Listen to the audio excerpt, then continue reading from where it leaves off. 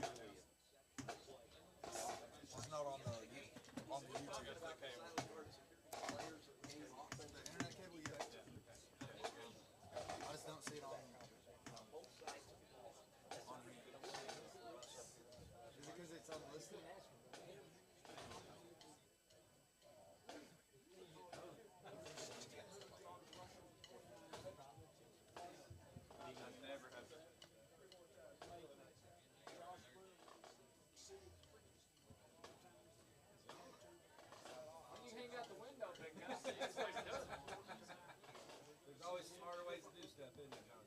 You know, Rich the top from down there, dude. I've come close enough to death in my life. This isn't one of me when I'm going, huh? This ain't worth it.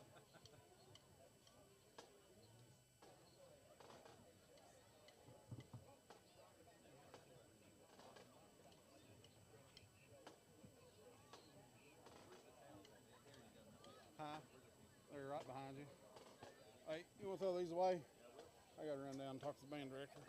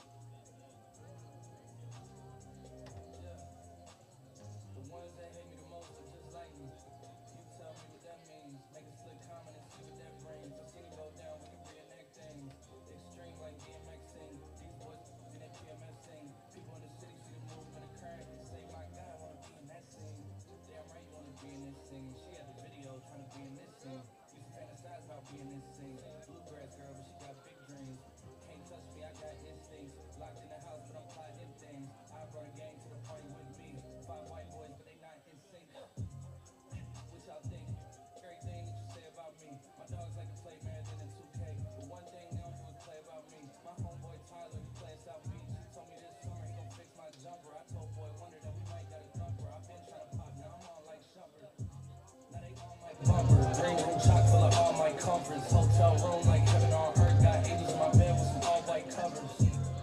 Ace Pro, Nemo, Lucy and Keith, Sloop play twofold. And I got a few more I call my brothers. I got a lot of flows and they all like butter. Woo. You know what that means. I came home nice, but I'm going back mean. I'm about to globe trap when they know a vaccine up. Back laws, but they know exactly what's going on.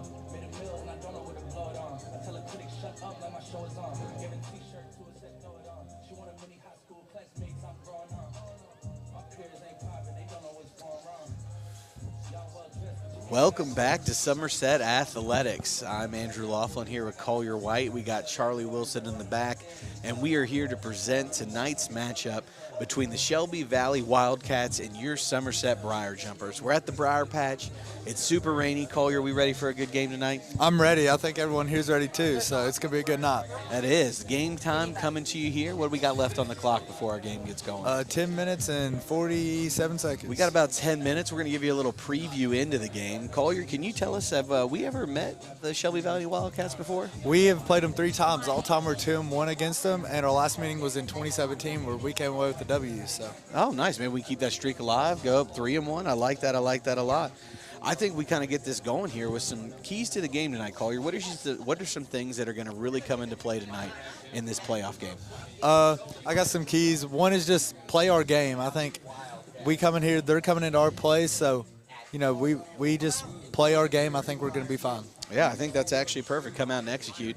I really think tonight's biggest factor may be the weather. I don't know what you're thinking, but it's been raining off and on. It's been coming down hard, then sprinkling, then going away for a little bit, then coming back.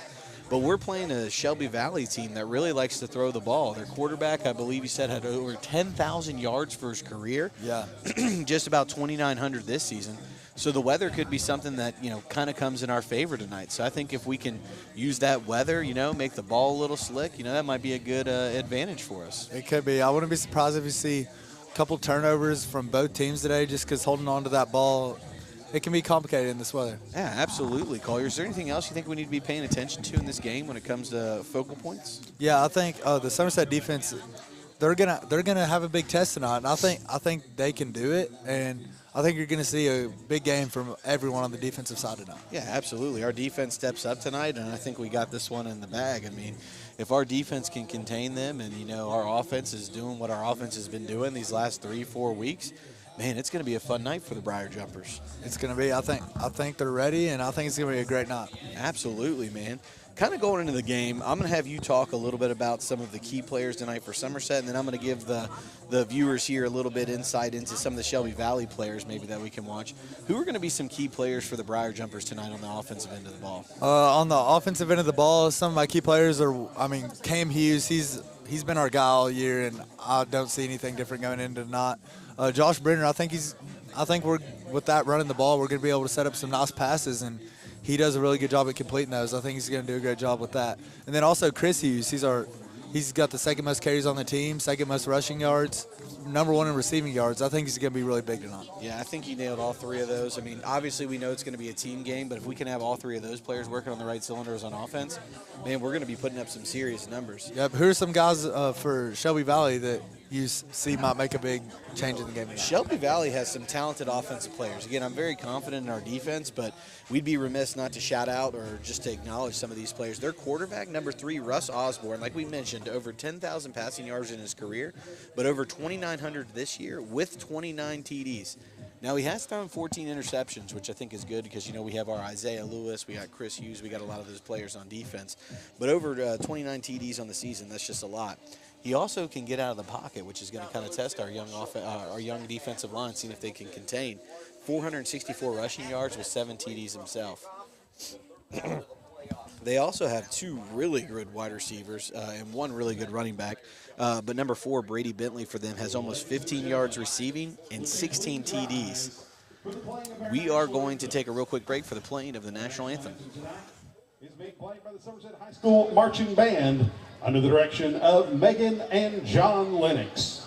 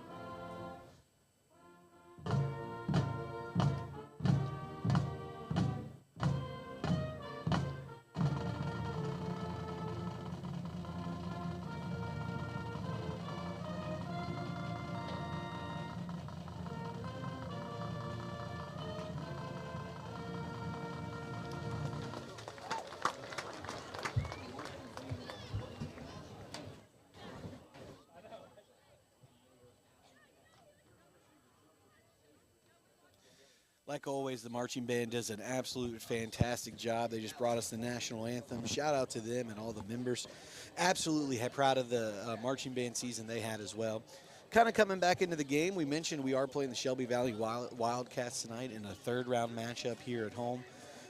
We talked a little bit about some of those keys to the game, kind of mentioned some of those players. Collier, who are some big players on our defense tonight that we need to step up to be able to contain some of that Shelby Valley offensive firepower? I got a couple of guys that are. My first one is Jake Bartley. He's gonna make a big impact on the defensive line, really limiting the quarterback, trying to limit the amount of throws he can get and kind of rush him back there. The second guy I have is Zach Koger. He does it all. I mean, you've seen it all year. He can pass rush. He can pick anybody off. I mean, return punts. He can do whatever. So. And then the third one I got is Braden McChrystal. He had a big interception last week, and I think he's going to bring that momentum into this week. Absolutely, man. If you want to hear one of my bold predictions of the game, not only is Brady Barnes getting a pick six, like I've said for the last 3 weeks, Braden McChrystal pick six, 2 defensive touchdowns tonight. Take it to the bank. Collier, you got any big standouts here? Any bold predictions for the game? Anything you think is going to happen tonight that might surprise some people at home? I think we get a scoop and score. That's my call today. Oh, I like that. We have our captains walking down the field. Collier, can you read those numbers for us here? Yeah, our 4 captains tonight are Cam Hughes, Jason Gambrell, Eston Bruns, and Caden Samala. Love to see some seniors going out there for some leadership. Shaking hands, getting ready for that coin flip. Looks like it's still a little drizzle outside coming down. This is a big game for these seniors. This is their last ever game on this field. So win, lose, it is the last game. It's a big game. It's going to be emotional. I think it's going to be important to see how those kind of emotions play out for us, right? Are we going to be able to contain those, bottle those up and use them, or we come out a little shaky? Number 3, Russ Osborne. Number 50, Cade Howell. Number 66, Brendan Wetzel. And number 79, Rafael Asensio. Now, they just announced some of Shelby Valley's talent, and they do have some serious talent on defense. They have linebacker number 17, Robert Collins, who has over 145 tackles on the season. And they have pretty much their 3 best defensive players on linebackers. They have another one, Logan Johnson, who only has 36 tackles, but he also has 4 sacks and 2 tackles for loss. It looks like the Briar Jumpers are going to be kicking off tonight to the Shelby Valley Wildcats, and we will be starting the game shortly. Collier, how much time till the start of the game? I can't really tell. I think 2.5 minutes. 2.5 minutes until we get this thing underway. I can't tell you how excited I am tonight, Collier. It's going to be an absolute fantastic game. I'm excited to see some firepower. We've kind of talked about this game back and forth. We know both teams have a lot of firepower on offense, and honestly, I think we have a defense that'll be great for tonight. Collier, what do you have as a score prediction for tonight's game? My score prediction tonight, I think the rain's really going to go into effect.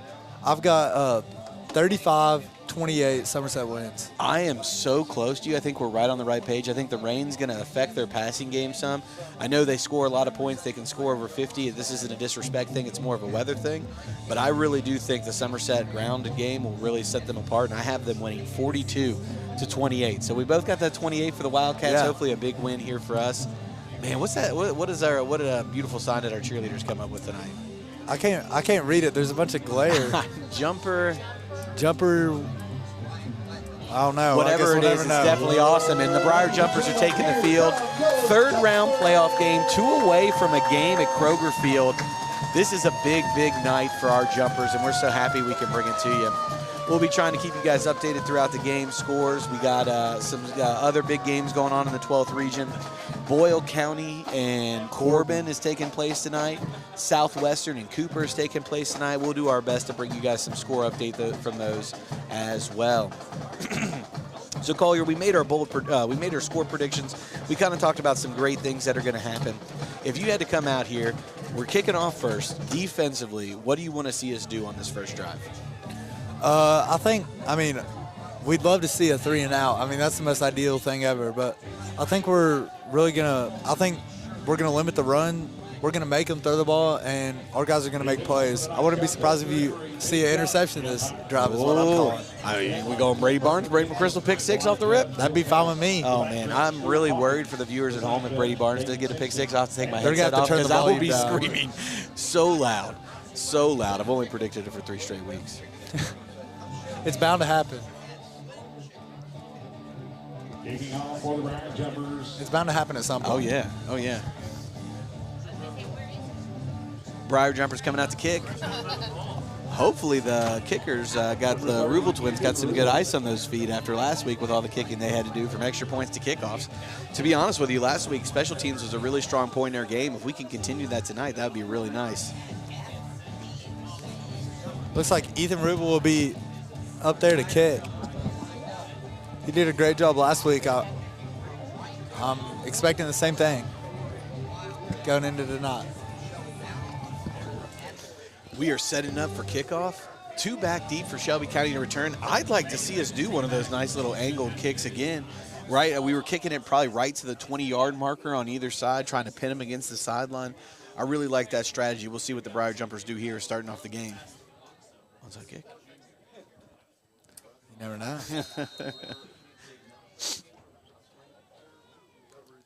Goes for the kick. And it begins. Kicks it deep. Boom, down the middle, almost to the 10-yard line. Briar Jumpers coming back. Shelby Valley to the outside. Oh, there's a flag thrown. You see that flag in the back, you got to think we're going to see a block in the back, a hold, some kind of call there off the rip. Yeah. Honestly, that ref had a pretty good arm. He threw that from about the 10-yard line up to about the 30-yard line. Let it rip, man. Referees are discussing the penalty right now. If it is a penalty on Shelby Valley, that'll be great position for the Briar It Jumpers. does look like they're walking back already. A holding call. Holding. I mean, honestly, let's just say your special teams did it again, right? Good field position for us. Great tackling there. Man, let's get it going.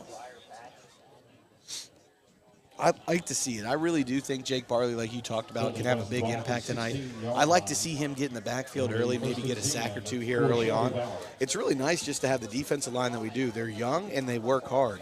From Grayson Gulak to the Carters, all of them. Handoff up the middle. Oh, and he stopped at the line of scrimmage. I mean, blow the whistle. Oh, excuse me. No criticism.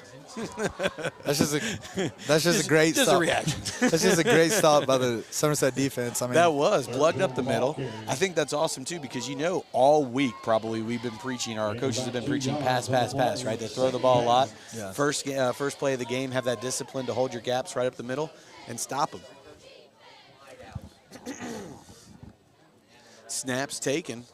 Another handoff up the middle, read option, tackle by Jake Bartley. Is that a tackle in the backfield there? that might have been.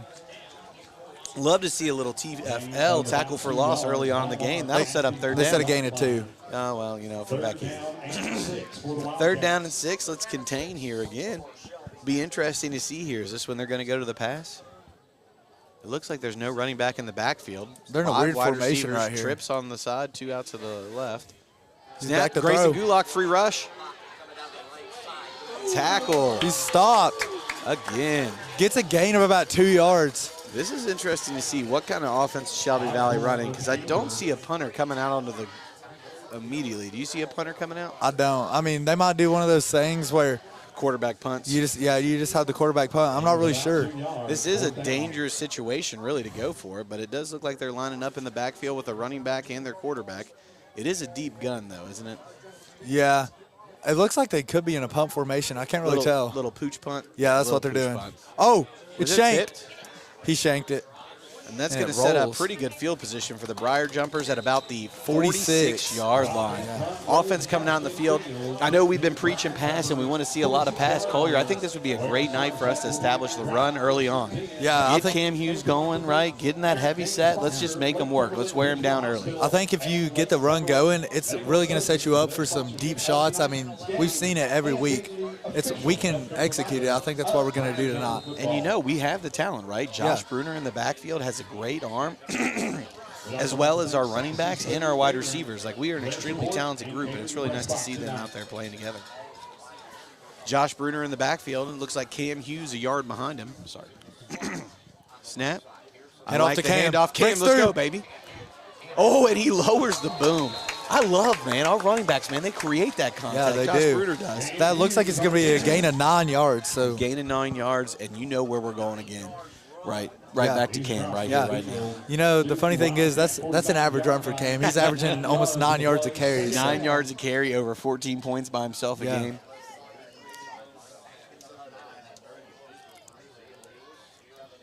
Set up in the same formation, 2 wide receivers out right, 1 to the left. Bruner in the gun with Cam Hughes lined up in the backfield. Hand off to out Cam to the again. right. Get outside. Breaks through. Oh, down to the 35-yard Looks like a gain of about almost 10 yards. So let's just keep Again. that 9-yard runs going. I mean, hey, just another average run for the guy. Give them the rock till they stop him, right? Give them the rock till they stop him. You absolutely love to see us come out and establish that. What's even great is we're not even going to our heavy set yet, right? That offensive line getting some great pushes. Kind of like you mentioned before the game, we needed a great start here from our offensive line, and we got those pushes going.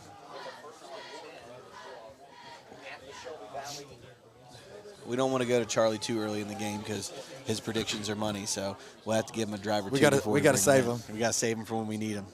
Same formation. Again, same play. Cam bounces to the outside.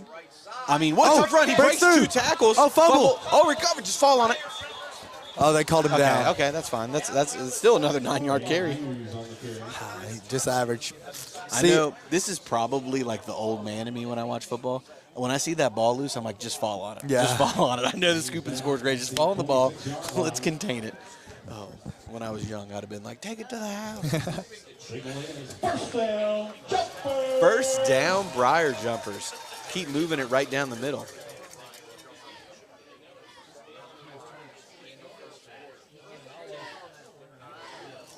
Coming out in the same, nope, this time Cam is lining up next to Josh Bruner directly in the shotgun. Isaiah Lewis out to the far left. We get a little one-on-one. This is where you don't hate the shot. Oh, Screen pass, Chris Hughes. Good block. Looks like a gain of about maybe 5. Honestly, 4 I or think 5. that's a great play to run. You just ran the ball 4 times. After running the ball 4 times, big gains right here. You come out, nice little screen, set it up. That might have been 3 runs, actually, mathematically speaking. But then set up the screen, space out the field a little bit. Love to see it. Collier, man. Offensive coordinator Collier White, where are we going next?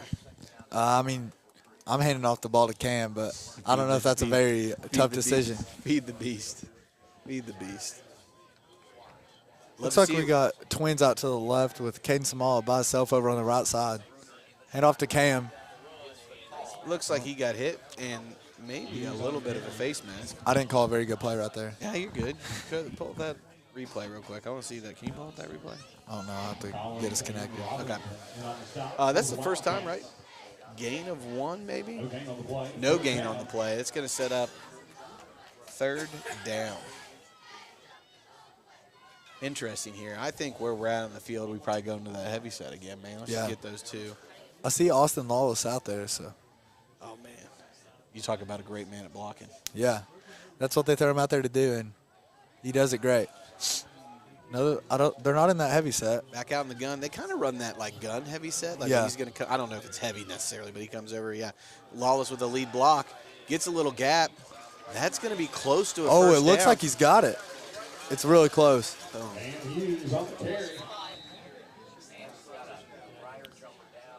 Oh no, someone's down.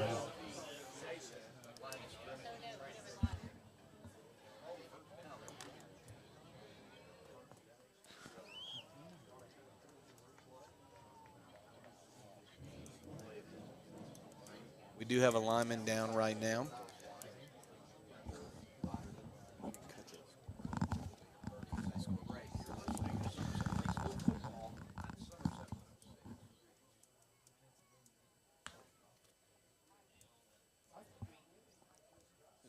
We'll cut back to the field here in a second. Right now we have a player down on the field. It looks like it's an offensive lineman. We can't quite see who it is from here.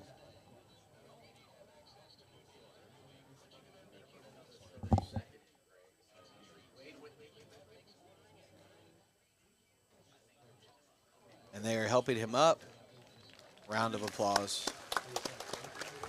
It looks like that's Jason Gambrell. I hope he's okay. That is senior Jason Gambrell, a big, big piece of the offensive line.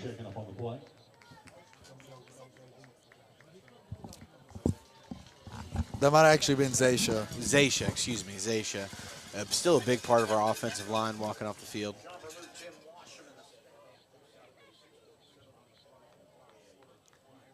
The last play did result in a 1st and 10 for the Jumpers, so when we take the field back, it will be 1st and 10. The result of the previous play was a gain of 5 yards. First down. Briar Jumpers take the field back with a first down. Coming out in a similar formation, Josh Bruner in the gun with Cam Hughes standing next to him. 1st and 10 Briar Jumpers here on about the 15-yard line, 16-yard line. Snap, pitch to Cam. Oh, what a cut. Cuts in. What a cut. Breaks through. Cam Hughes Bob, to the house. End zone touchdown. Let's go, Cam. Let's go, Cam. Briar Jumpers on the board. Again, that drive probably went just about the way you wanted it to go. We got a 3-and-out on defense, 5-6 handoffs, a screen pass, touchdown Briar Jumpers. That's exactly what you got to ask of your guys. And Absolutely. Coming onto the field for the extra point. playmakers make plays, and that's what Cam Hughes Playmakers does. make plays. Can't say it better.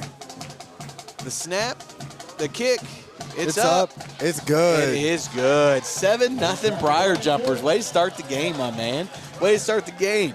I think we have our first little Charlie break in here. Charlie, how we feeling about that first drive? Oh, it felt great. You know, you love to see Cam getting all those touchdowns. Yeah, man, he's a great part of the team. I know he's a senior along with you guys. We're definitely going to miss all you guys after the season goes, but it's fun to enjoy right now, isn't it? It is.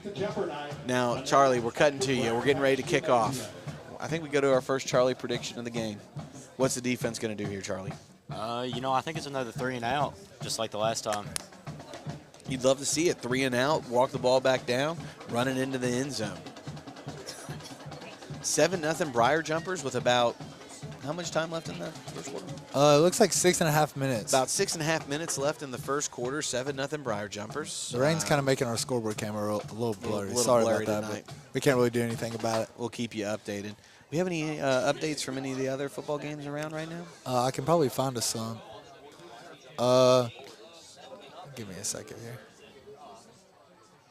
Southwestern and Cooper are currently tied 0-0, so not much going on there. About 7 minutes left in the first quarter there. I'm going to try to find the Boyle and Corbin score. Good. While you're checking that, we got the Ruble set to kick off here.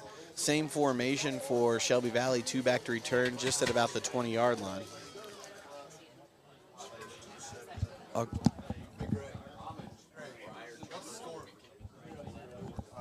And it is 0-0 still in the Boyle-Corbin game. Boyle-Corbin game. We'd love to see, man. If you got some predictions for us, we'd love to see your predictions down there in the chat for us tonight.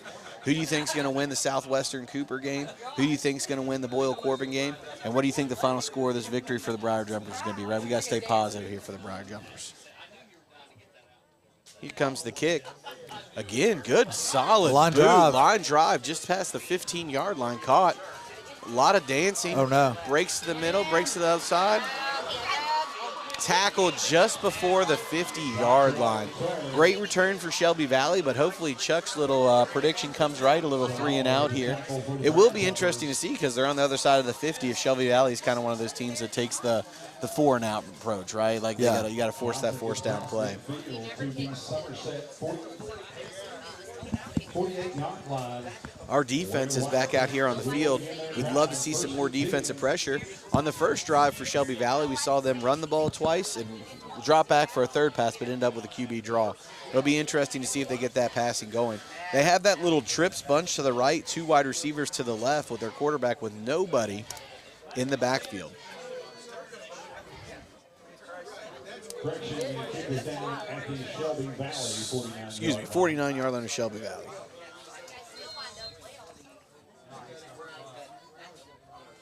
First and, okay, running back comes deep into the field. Play action read. Oh, catch by number 18. Good tackle by Isaiah Lewis. That's going to be a gain of about 9 yards. That was John Luke Fields, senior wide receiver with the catch. With the tackle for Somerset, and about 9 yards. We brought some pressure in right there. Just Yeah, the guy good leaked luck. out into the flats. I mean, Grayson almost got to the quarterback there. We need to continue to make them make those quick throws, though, right? That was a shoestring catch. Keep the pressure on, make them make those plays. Snap comes snap. again. Little Another screen to screen. the outside. All about tackling. Good wrap up. Good wrap up. Fumble, fumble, fumble. Ball. It's Ball. recovered. Somerset, baby. Let's go. Somerset picking up where they left off last week. The Forcing turnover fumbles. machines. Yes. Boom.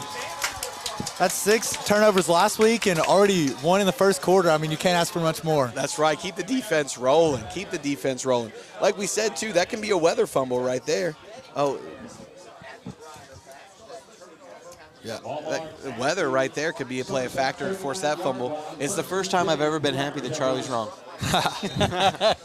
Hey, it was about what? It was 4 plays. Oh, okay. There we go, Charlie. You got it. You knew. It was 3 plays. It was 3 plays. and out. He knew it. He knew it was 3 and out. Never mind. Take it back. Charlie's never been wrong on this 4 weeks of broadcasting. Bruner in the gun. Cam Hughes standing next to him. Cam Hughes goes out in motion. Snap taken. Flag over the top.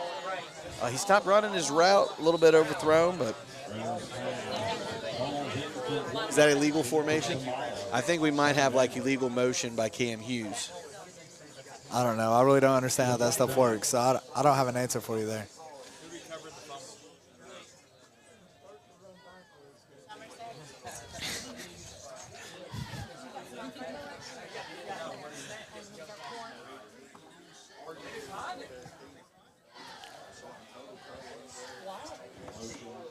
Illegal motion on Somerset. That'll set up.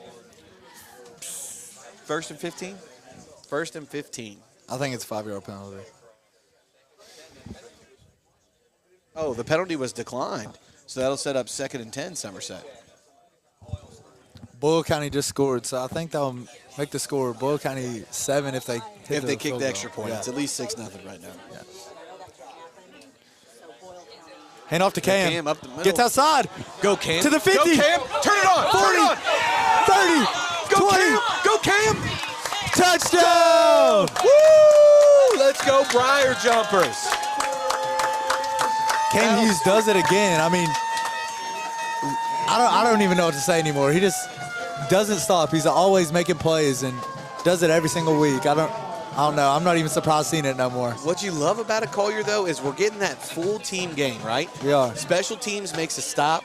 It sets up our defense, who recovers a fumble, which sets up our offense, which takes advantage of the turnover for a touchdown.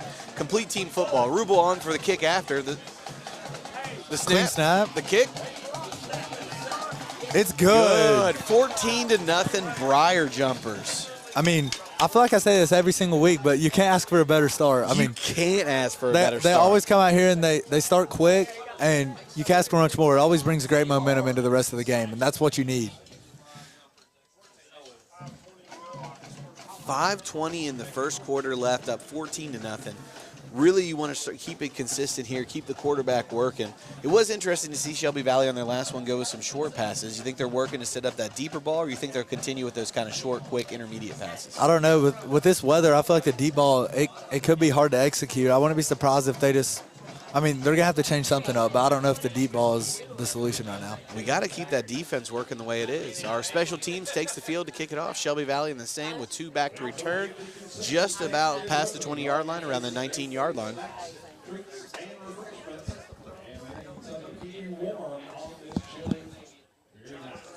Ethan Rubel already kicking for the 3rd time. It's reminding me of last week. Yeah, he's going to have to ice the foot again.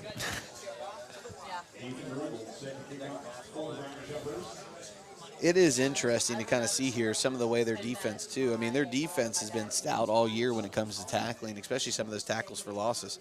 It's been very nice to see the offensive line get those pushes.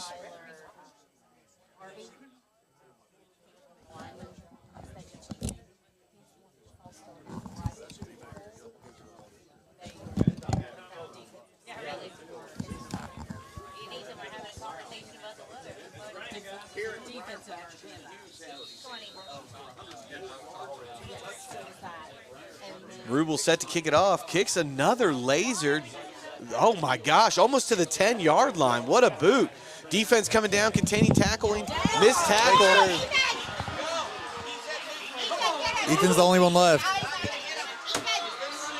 That is going to be a special teams return for the Shelby Valley Wildcats. Talk about a momentum swing there. The positive is the last time this happened to the Briar Jumpers, though, was the Danville game. We came back out. We handled it the rest of the game. We can continue on that way. We'll keep it positive as Shelby Valley comes out for – are they sending a kicker out, Collier, or are they going for 2? I'm pretty sure they don't even have much of a kicker, so I don't know. They'll probably go for 2 right here. I guess we're about to see. It does look like we have our defense out on the field. Shelby Valley set up to go for 2, it looks like.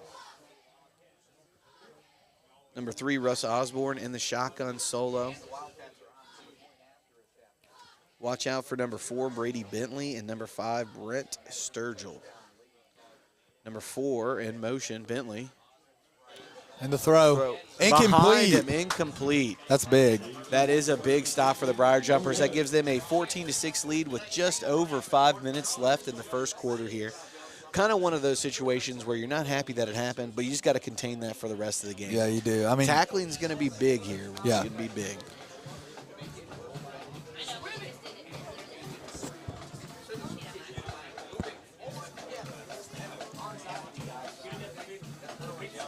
Kind of getting some checks around the area. Cooper is now up 7-0 on Southwestern with 4 minutes and 25 seconds left in the first quarter. and Boyle County is still up. It looks like 7-0 on Corbin right now. So It'd be two really some good games in the community. I also know another 12th region game. I believe Rockcastle's still in action tonight. Is that right? oh yeah, I'll try to find that score actually. Looks like Shelby Valley is set to kick off. We have Cam Hughes back, Cam Hughes and Caden Samala back to return for the Briar Jumpers.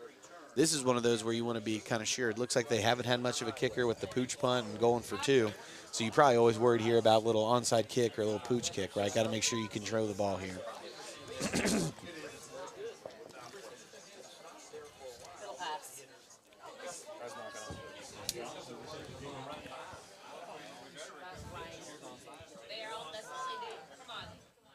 Yeah, Pretty I think consistent rain coming down right now.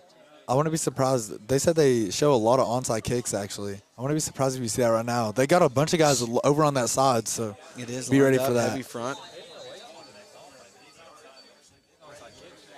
Onside kick. It went Went out of bounds. bounds. That'll be Briar Jumper ball.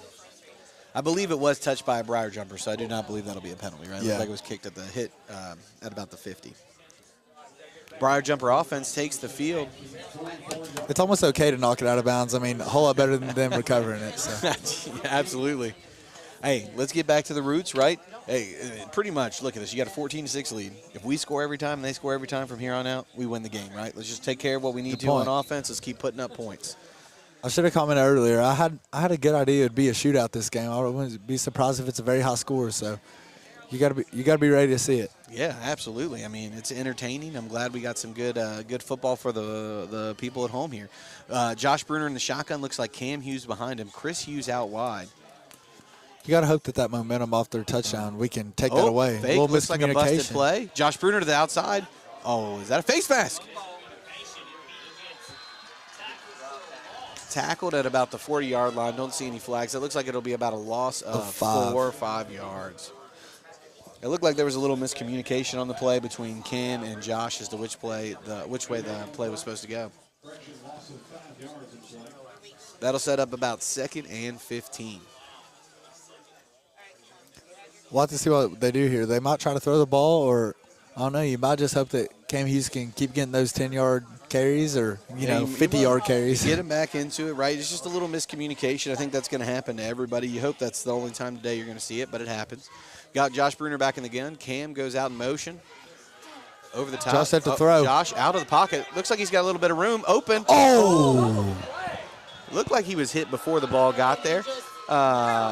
Number 3, intended for number 3, Chaz Reams. Incomplete at about the 50-yard line. It's going to set up 3rd and 15. Interesting to see what we're going to do here. Are you going to play kind of a little field position, or are you going to attack here, Collier? What do you think we're going to do? I don't know. I think you got to attack. I don't know. We might try to get Cam to the outside and make a play, but I don't know. We'll see what they draw up right here. You really don't hate the play calling, right? We were going to go out. We're going to get some ground. We just had a little miscommunication. Great little action there. Some motion. Got somebody wide open across the middle. I think maybe got stuck I a think little he got early. hit before. Yeah, maybe got stuck a little bit early, but, it's a bang-bang play, right? Out Yeah. there in the conditions, it's kind of hard to see. So we're setting up 3rd and 15. We have Josh Bruner in the gun, Cam Hughes, 2 wide receivers out to the right, 1 out to the left. Timeout Somerset. Timeout Somerset.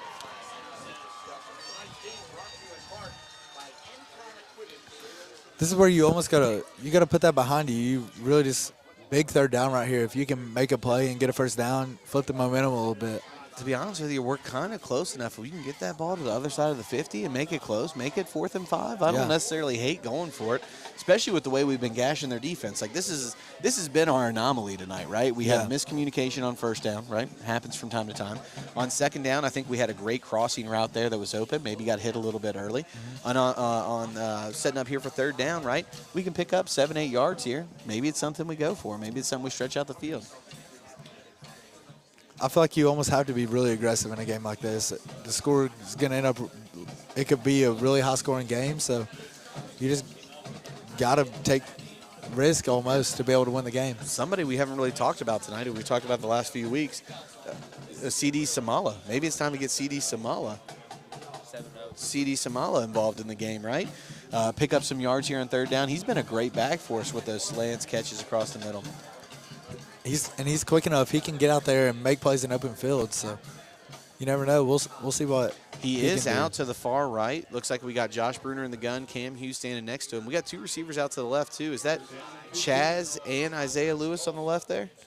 Yeah, I think over on the left side it is Chaz and Isaiah. On the right side I see Samala, and is that Chris Hughes next to him? I can't really tell. I think that is Chris. He wears the no gloves, so I think that is Chris. No gloves in this weather is probably the move. Josh Bruner back to throw. Bruner back. Go, Josh. I mean, and a flag. Yes. And a flag. Looks like that's going to be a late hit. As the referees are talking over the penalty, we just got the update. The Boyle-Corbin game is tied at 7-7 now. Tied at 7-7. That's going to be an interesting game, tied up.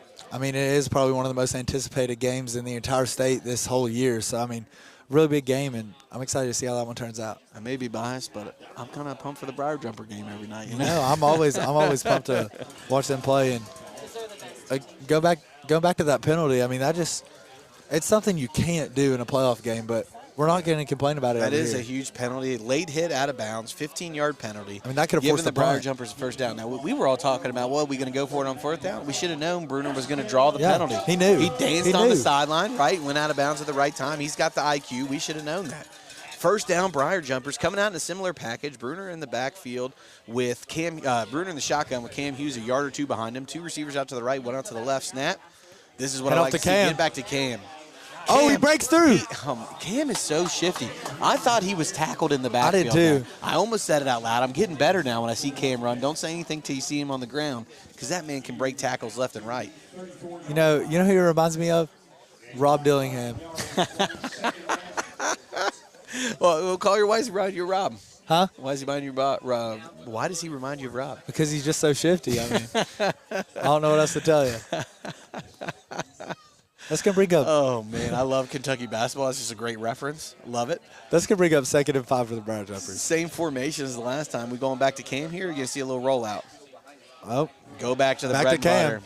Go back to the bread and butter. I mean, again, I thought he was hit 2 yards with. I mean, he just like gets hit and keeps going. It makes no sense to me. I don't know how he does it, but I'm not going to question. Man's a machine. What What's that bring up for us? Looks like it's going to bring up 3rd and 1. 3rd and 1. Where are we going with the ball, Collier? I don't know. Maybe Cam Hughes. I would be very surprised if it's not Cam Hughes, but I wouldn't be surprised either if you take your shot, because you know you can get a yard, right? Maybe take your shot on 3rd down and come back. Josh takes the snap. QB Chris Hughes. Oh, yeah, Chris Hughes in the back. Looks like we were in your eyes. Oh, and it looks like we get enough for the first down, maybe.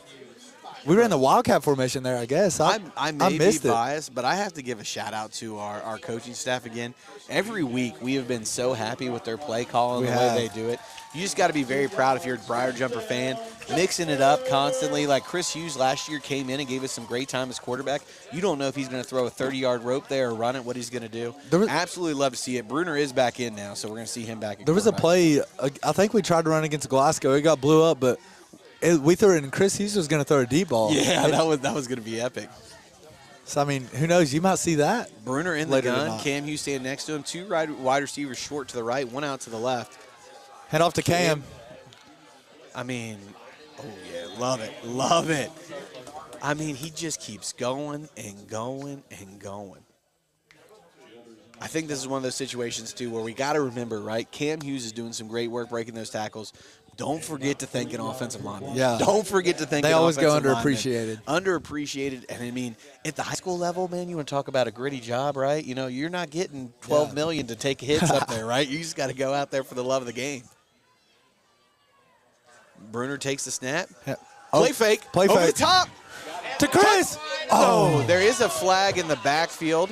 I think there might have been holding. I think I saw the referee initiate holding. We'll see here in 1 second. Holding on the offense. That's going to be a 10-yard penalty. That is going to set up 1st and 20 unless they decline it again, but I do not think they're going to decline this one. Let's set up 1st and 20. Yeah.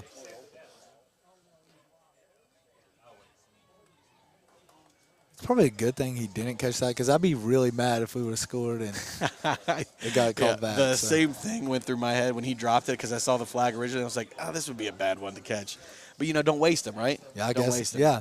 1st and 20. Do we use a chuck? Do we go to a chuck here and see what happens? What do you Charlie, think's going we to happen, need it. Chuck? 1st and 20. What do we got to do?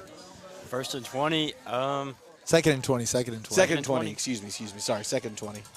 You know, I wouldn't be surprised to see another pass here, just to try to cut some of that yardage down. All right, we going screen. We going over the top. You know, I'd probably go screen. I like it. You know, if I'm in Madden right now, I'm running 4 verts, but I don't. If I'm playing college football 2012, NCAA football 2012, I'm running Shark Wheel. That's fair. Oh man, I'm old. Well, right now I'd be using Lamar right now. And I'd just scramble for 20 yards. Well, it's a good thing we got Josh Bruner then. Josh Bruner, Austin Lawless set up in the movement to set a block. Little pitch to the outside. Austin with a great block. Lead blocks down the field. Another flag on the play. Flag. You hope you're going to see like a little face mask or something here, but it was on the far side of the field, so we can't quite see.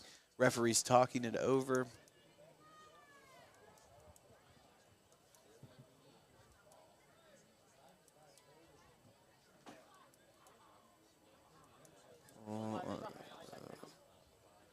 Another holding. Holding on the offense again. Setting up 3rd and 20 now? Or 2nd and 20. 2nd and 30. Math. 2nd and 30, I guess, yeah. I think there's a reason I teach social studies and not math. It's called 3rd and Yeah. 2nd and 27 is what they're putting up on the scoreboard here. All right, Charlie. 2nd 27, same screen situation? It's like you get a redo, you just got 7 more yards. You know, I'd probably change it to a pass over the top. Pass over the top. All right, I like to see it. It looks like we got Chris Hughes closest to us, 3 wide receivers to the 1 wide receiver out to the right with 2 bunch sticks to the line of scrimmage. Bruner takes the snap. Little pressure over the top, like Charlie said, to Chris Hughes. Oh. Going to be incomplete. But again, Charlie with the correct prediction. I don't think he's ever been wrong. I don't really know. It's going to set up 3rd down, right? 3rd and 27. I think really you have nothing to lose here, right? 3rd and 27, you're going to take another shot and punt? Or do you, because I don't know. You have Cam Hughes. You do have Cam Hughes. You do have Cam Hughes, right? I don't know. They could be putting this set to make it look like we're going to throw the ball, and I wouldn't be surprised if we hand it off to Cam because he can make plays like that. I don't think I've ever seen this much space between where the line of scrimmage is and where the original line of scrimmage is. I know. I can almost not see the first down marker. Come out in that same formation. 1 wide receiver out to the right. 2 wide receivers out to the right. Okay, they're switching again. Chaz and Caden to the left. Chris Hughes to the right. Cam Hughes in the backfield. Chris Hughes in motion. Takes the snap. We're going over the top.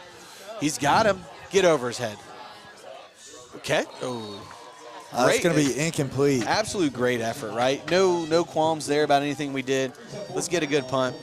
Is Cam Hughes also our punter? Yeah, he is. I love it. This would be a great test here again for our special teams. Let's try and pin them in there. Let's get something good here. Maybe, get lucky inside the 10, 15-yard line here. That'd be great. You know what would be even more great is they muff it and we get it back. I couldn't agree more, man.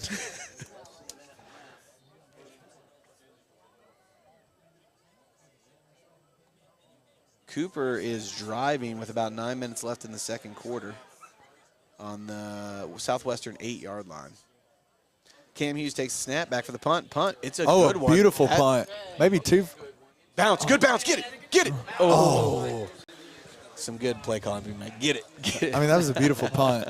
That is a punt that'll bring it out to the 20-yard line for the Shelby Valley Wildcats.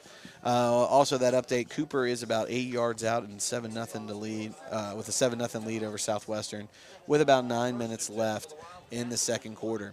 It'll be 1st and 10 Wildcats here in a second. I think they're going to stay in that little gun formation, right? You might see some of those quick passes again, quick passes over the top. At the end of the first quarter, between Boyle and Corbin, it's still tied 7-7. So 7-7, man. That's going to be a heck of a ball game. I mean, both teams got some of the best players in the state, but at the end of the day, they don't have Cam Hughes. So I don't. Or Chris Hughes. Or Chris Josh Hughes. Bruner. Or Zach Koger. There's no Zach Koger over there. There's a flag in the backfield. Looks like a pickup of about 10 or 11 there. 10 or 11, but there is a flag in the backfield, and I believe I saw the referee on the sideline pointing in the Shelby Valley backfield.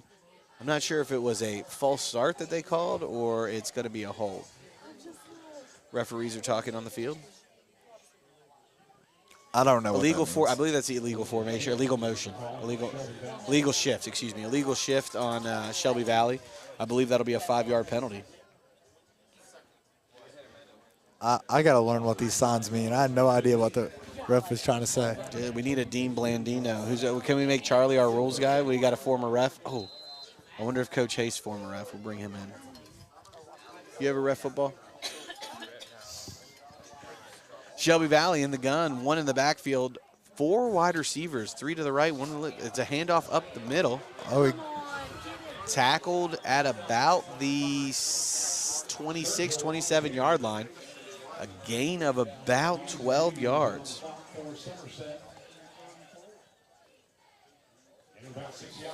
It's going to be 11 yards. 5. That's close. Oh, 4. Okay. 2nd and 4. Shelby Valley really spreads the field offensively.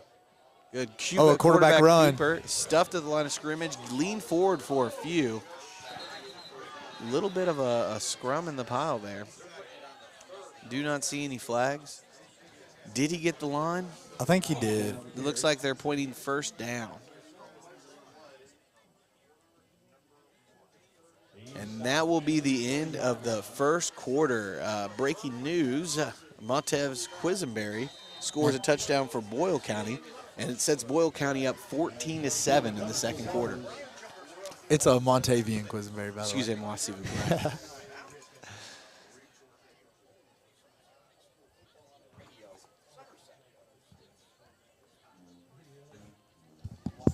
Who's number 56 for us or Ladies and gentlemen, your attention, please. Yeah, it's not. At the end of the first quarter, that is a 14-6 lead for your Somerset Briar Jumpers. When you come back out, we will be on defense. We're starting the second quarter here. If you're hanging out with us and you'd like to hang out, through halftime, we are going to have some interviews today. We've been trying to give a little bit of a showcase to all of the Briar Jumper sports and activities here at school. So we're going to get to talk to 2 of our volleyball players from this season, Serenity Haynes and Tanner Rigney. It'll be interesting to talk to them a little bit at halftime. Education and community involvement across Eastern Kentucky.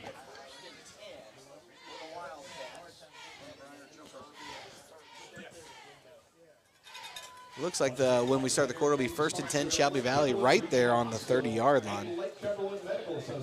Cole, you're kind of recapping that first quarter. How you feeling? I feel good. I mean, that little mistake on special teams, it happens. You just got to forget about it and keep playing your game. Really, if you take away that one mistake, we really did dominate that quarter overall, really, right?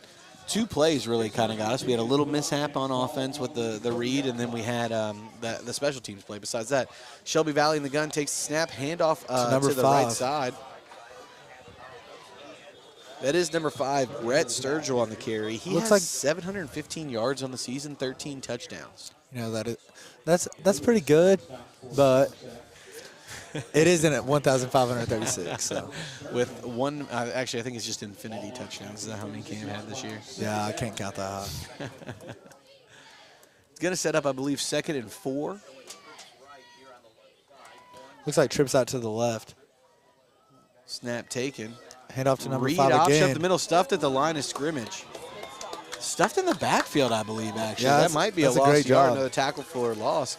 Defense getting hyped up. You love to see the boys jumping up and down after a big play like that. It looks like the defensive line got in the backfield so quick that the quarterback didn't even have time to pull it. It looked like he was going to try to pull that, but he didn't have time. So that's a great job by the defensive line.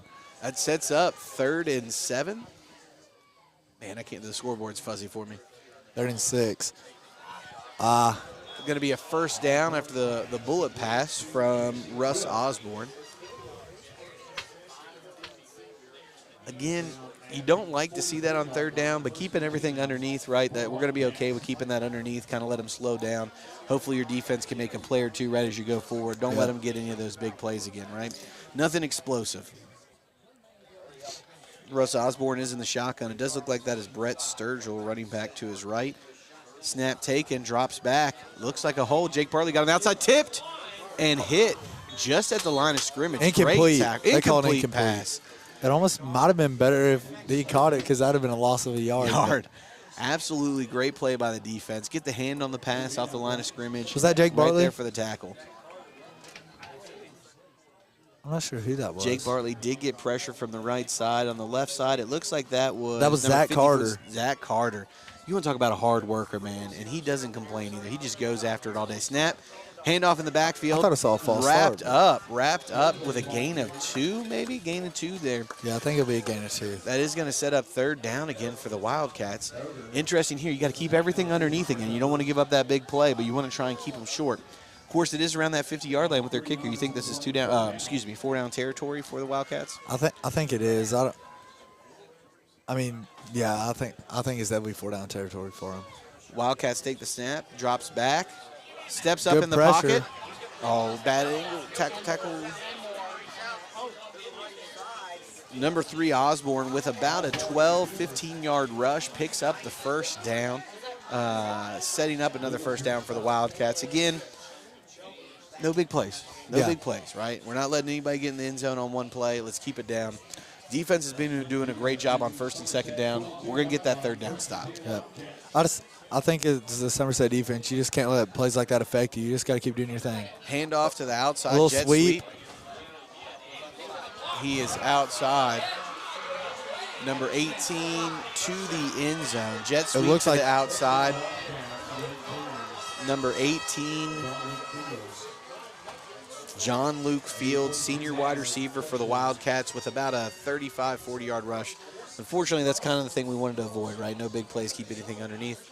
The Wildcats are coming out for – nope, they are going for 2 again. Somerset's up 14-12. Be a big stop here to keep them from tying up the ball game. Number 3, Osborne in the backfield. 3 wide receivers out to the left, running back in the backfield. 3 drops back, rolls out, little pressure, scrambling to the outside, throws it in the back of the end zone. There's a flag. Is a flag. Referee is walking towards the main official.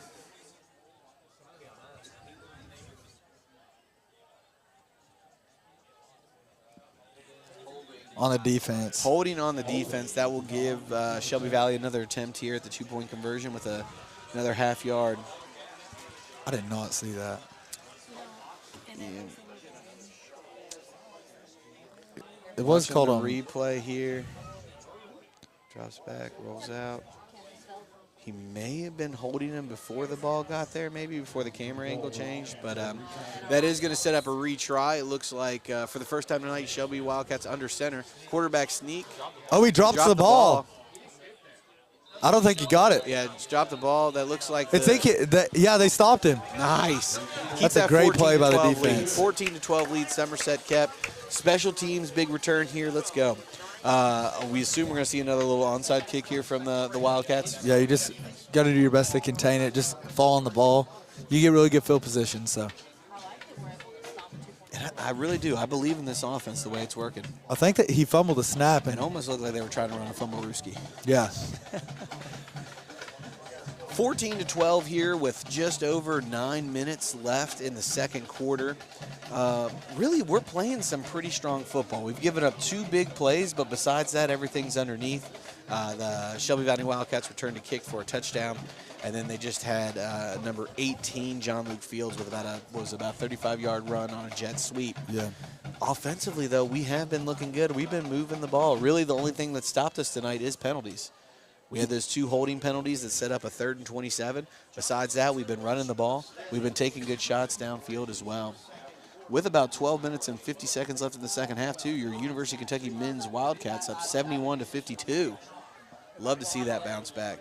While we're setting up for the kick, Collier, what did you think of the UK game against Kansas the other night? You know, it's one of the only few times that I've not been super upset after a loss. I think there were a lot of positives coming out of that game. We were missing a few players. I think they're in for a really legendary season, and I think we're going to get number 9. Number 9. Yeah, no overreaction here. I'm all in. I'm totally convinced. I will probably be crying if we lose in the tournament. Don't be surprised if you see that onside kick again.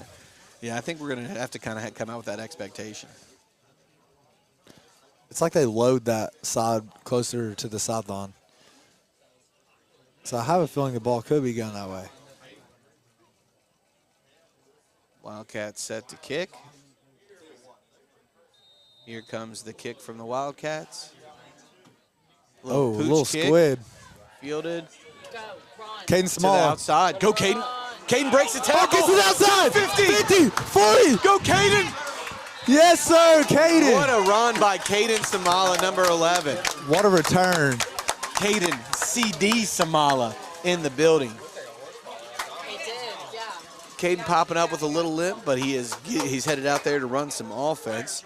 Great return. We just talked about the special teams, the importance of that, setting that tempo. Yep. Where are we going with the ball now, Charlie? Cam Hughes touchdown. Cam Hughes touchdown. I love it. Setting up some great field position for us. We can avoid those penalties, stay disciplined here on offense. Some good things are going to be happening for the Briar Jumpers.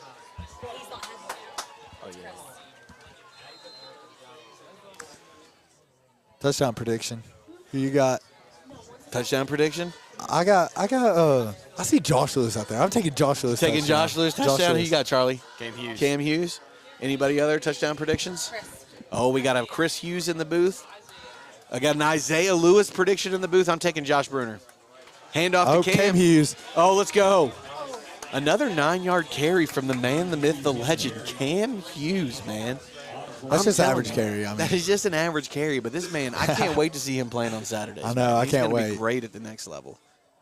There's the coach out there that's going to be getting a gym. Reed Shepard is currently 6 for 7 for 3 in the game, by the way. So you know, I those used Kentucky to- boys, this is- Kentucky boys are just doing something right. This is probably showing my age, but I used to be out in my driveway acting like I was Jeff Shepard. I'm about to go outside with my daughter and act like I'm Reed Shepard. Josh Bruner in the gun, Cam Hughes in the backfield. Hand off to Cam again.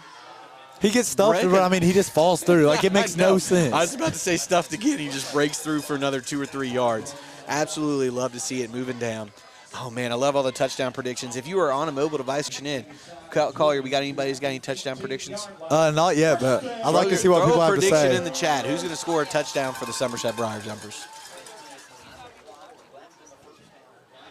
Did I say that right, Collier? In the chat? Yeah, Good. throw it in the chat. Throw it in the chat. Bruner in the backfield. Cam Hughes standing next to him. CD Samala out to the right. Looks like Chris Hughes out to the left. Snap. Pitch to Cam. Unfortunately, this is the one time where we say he was tackled in the backfield, and it looks like he is in a little bit of pain. I hope he's okay. And then I'm going to. Man, he's tough. Man, he's tough.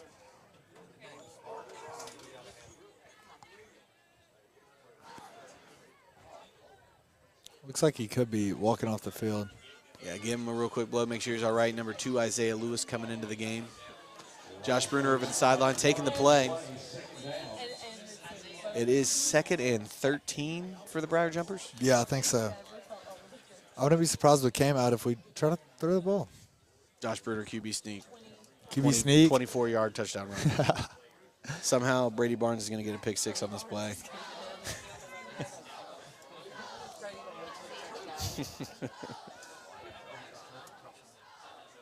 All right, we're back in play. Josh Bruner in the backfield. Takes the snap. Fake pitch to the outside. Josh Bruner up the middle. Get in the Oh, he fumbled. Hey, that was the ground on the force ground. side. He was down. Yeah, he was down. Ground force and fumble. We got I a couple. about lost my mind. That'd have been crazy. We got some chat We predictions. got a couple of predictions. Casey Rexroth has Cam Hughes touchdown. Cam's back in the game. Oh, Cam's back in the game. Here we go, Casey. Logan Purcell, he said Cam, and then he said scratch that Isaiah. So. Isaiah Lewis with the TD. Isaiah is coming off the field. We'll give him Cam if Cam scores. You got Cam and Isaiah. Yeah. You know, I think picking Cam is always a pretty good decision. I'm just pumped Josh Bruner got the draw there. Hey, that would have been crazy. Josh Bruner in the back. Josh Bruner taking the snap in the backfield is Cam Hughes again. Great to see him back in after a playoff. Oh, and he defensive jumps off encroachment. sides. Great job. I mean, discipline, right? Coming back to it. Love it. I think we've seen us do that in every game over the last 3 or 4 weeks. We have. You love to see that play count, and you love to see trust in your offensive line, your wide receivers, because let's be honest, man, right? Big game like this, you might be a little jumpy on the line of scrimmage. You might be a little line jumping on. And like that's risky. If one of our guys has a false start, that takes you from 3rd and 5 to 3rd and 10. So I think Coach Clevenger has a bunch of trust in all of his guys to be able to do those hard counts, and it really works. Yeah, I mean, we talked about the coaching staff and the play calling. It's always great to give Coach Clevenger a little shout out for everything that he's done for this program this year. Snap taken, Josh Bruner up the middle. Get in the end zone, baby. Hit just past the 5-yard line. Just past the 5-yard line. Just past the 5. It looks like that's going to be second and goal. A gain of maybe 2 yards. Going to bring up second and goal with 5 yards to go. I'm sticking with Josh Bruner. I'm sticking with him. Josh Bruner getting the play from the sidelines, coming over to the huddle. About 20 seconds left on the play clock. Just under, man, I can't tell how much time's left on it. 5 minutes and 30 seconds. 5 minutes and 30 seconds left in the half with a 14-12 lead. Josh Bruner in the gun. Cam Hughes standing next to him. Wide receiver out to the right and left. Takes the snap. Handoff to Cam. Cam with the shifty move. Looks like he got hit just past the line of scrimmage and moved back a little bit. Probably no gain, no pickup there. Set up 3rd and goal. I think it was a gain of 1. Gain of 1, excuse me. Gain of 1. This is really big. This is really big right here. Hopefully we can. This is this is 2 down territory, right? I keep saying 2 down territory. This is 4th down territory. We got 2 plays here, right?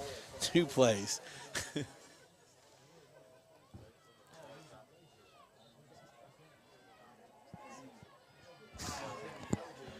We're in the heavy set formation. Oh, and they jump off. Encroachment. False start again. I mean, half the distance to the goal? Yeah. Is that an automatic first down in high school football? I don't think it is. Nope. Oh, 3rd down still. 3rd down. So I guess that's half the distance to the goal. Update from the Corbin Boyle game. It is now 14-14, so it is tied.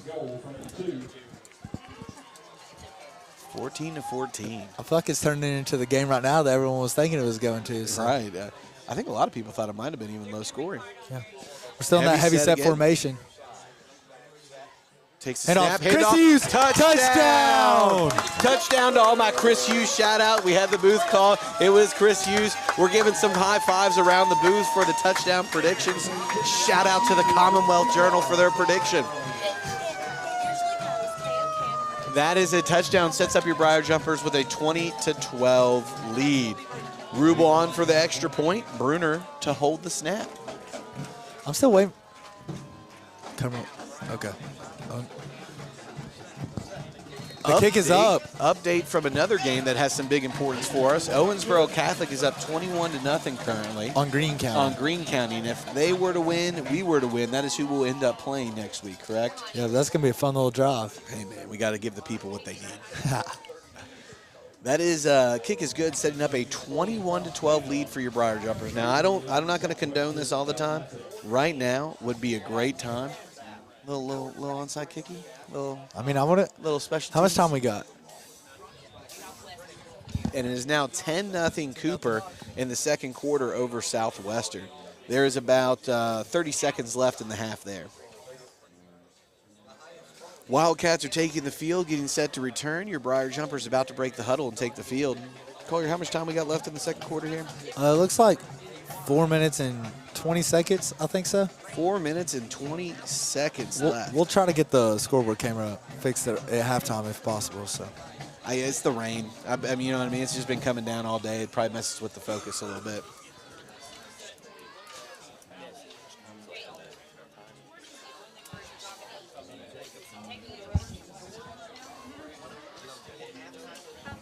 .430. All right, your Briar Jumpers are taking the field to kick off with a 21-12 lead here. Big time here decision, right? What are we doing? I think they go into this with a little different approach. I wouldn't be surprised if we see that pooch kick we've been showing. Try and kick it down to them between the 20 and 30. Keep them on a sideline, not let them take it up the middle. Just take I mean, that little pooch kick gives the line up there. There is a big hole right there, though, in between the front two. Yeah. Love to see a little kicker recover his own onside kick action. That'd be amazing. Oh! Almost just over his head. Hey, you almost called it. That was what you were looking for. You know? If it gets over his head, that's a great kick. If it gets over his head, that's Somerset But football. hey, that's special teams again. Set up your defense. Set up your defense. Now, probably the only disadvantage of that is we know, right, Shelby Valley's probably going to be in 4-down territory. It didn't look like they're going to be the aggressors all night. But hey, with the faith in the defense. Yeah, right? I got faith in our defense. Amen, man. Amen. Looks like Shelby Valley quarterback number 3, Russ Osborne, is in the backfield with number 5, Brett Sturgill. It looks like they're in double twins right now. So twins out to both sides. people? Yeah, it's just when you have two. Oh. Tripped up in the backfield again. Looks like was that Zach Koger? I think it was. It looks like that's going to be a loss of 1. I mean, the man, the myth, the legend on defense. Exactly. Zach Koger getting in there. So double twins is basically just where you have 2 receivers out on each side. It's called twins when you have like 2 guys on a certain side. So double twins is just when you got two guys. Twins on both sides of the ball. Yeah, that's a good way to put it. Same formation. Snap, pulled back, little screen, incomplete at wide receiver number 18. John Luke Fields against feet. John Luke Fields, we're kind of calling his name out a lot. Tonight. That's going to bring up 3rd and 11, I think. 3rd and 11 with that Zach Koger trip up in the backfield. Got to contain, right? Make it 4th and long for him, and make him even think about giving that little punt, right? Don't let him get any momentum here, Jumpers. Let's go. Snap in the backfield. I thought I saw a false start there. Pass caught. Oh, face mask. Yes, they called it. Okay, good. Yeah. Looks like that's going to be an offensive face mask on the stiff arm. At least that's what it looked like from up here. That's what I saw. Kind of got the replay going for us right now. Offensive face mask. You know the yardage on that? I think 15 yards. 15 no matter what. Oh, that is an offensive face. We just saw the replay. Yeah, we just saw it. It is definitely offensive face mask. I mean, he grabbed his. He grabbed. Is it McChrystal? He grabbed McChrystal's face mask and just turned it. Face mask on the offense. So that's the right call right there. Yeah, that is. It's very obvious when you see it on the replay. Oh yeah. Oh yeah. So I think that repeats 3rd down, right? It should be because I don't think he was at the line of scrimmage when. I mean, at the first down marker when it happened. So that's going to set up. Is it replay down? 3rd and 17-ish? I think so. I don't know. Counting those yards is kind of hard. No. 3rd and 16. We were close. That's why we got a math teacher up beside us. Reed Shepard just hit his 7th 3 of the night. Wildcats in the shotgun, takes the snap, rolling out of the pocket, containing with the sideline. Looks like there's a flag. Nope. There's a flag. Thrown over the top. Pass is incomplete. It looks like there's a flag on the field.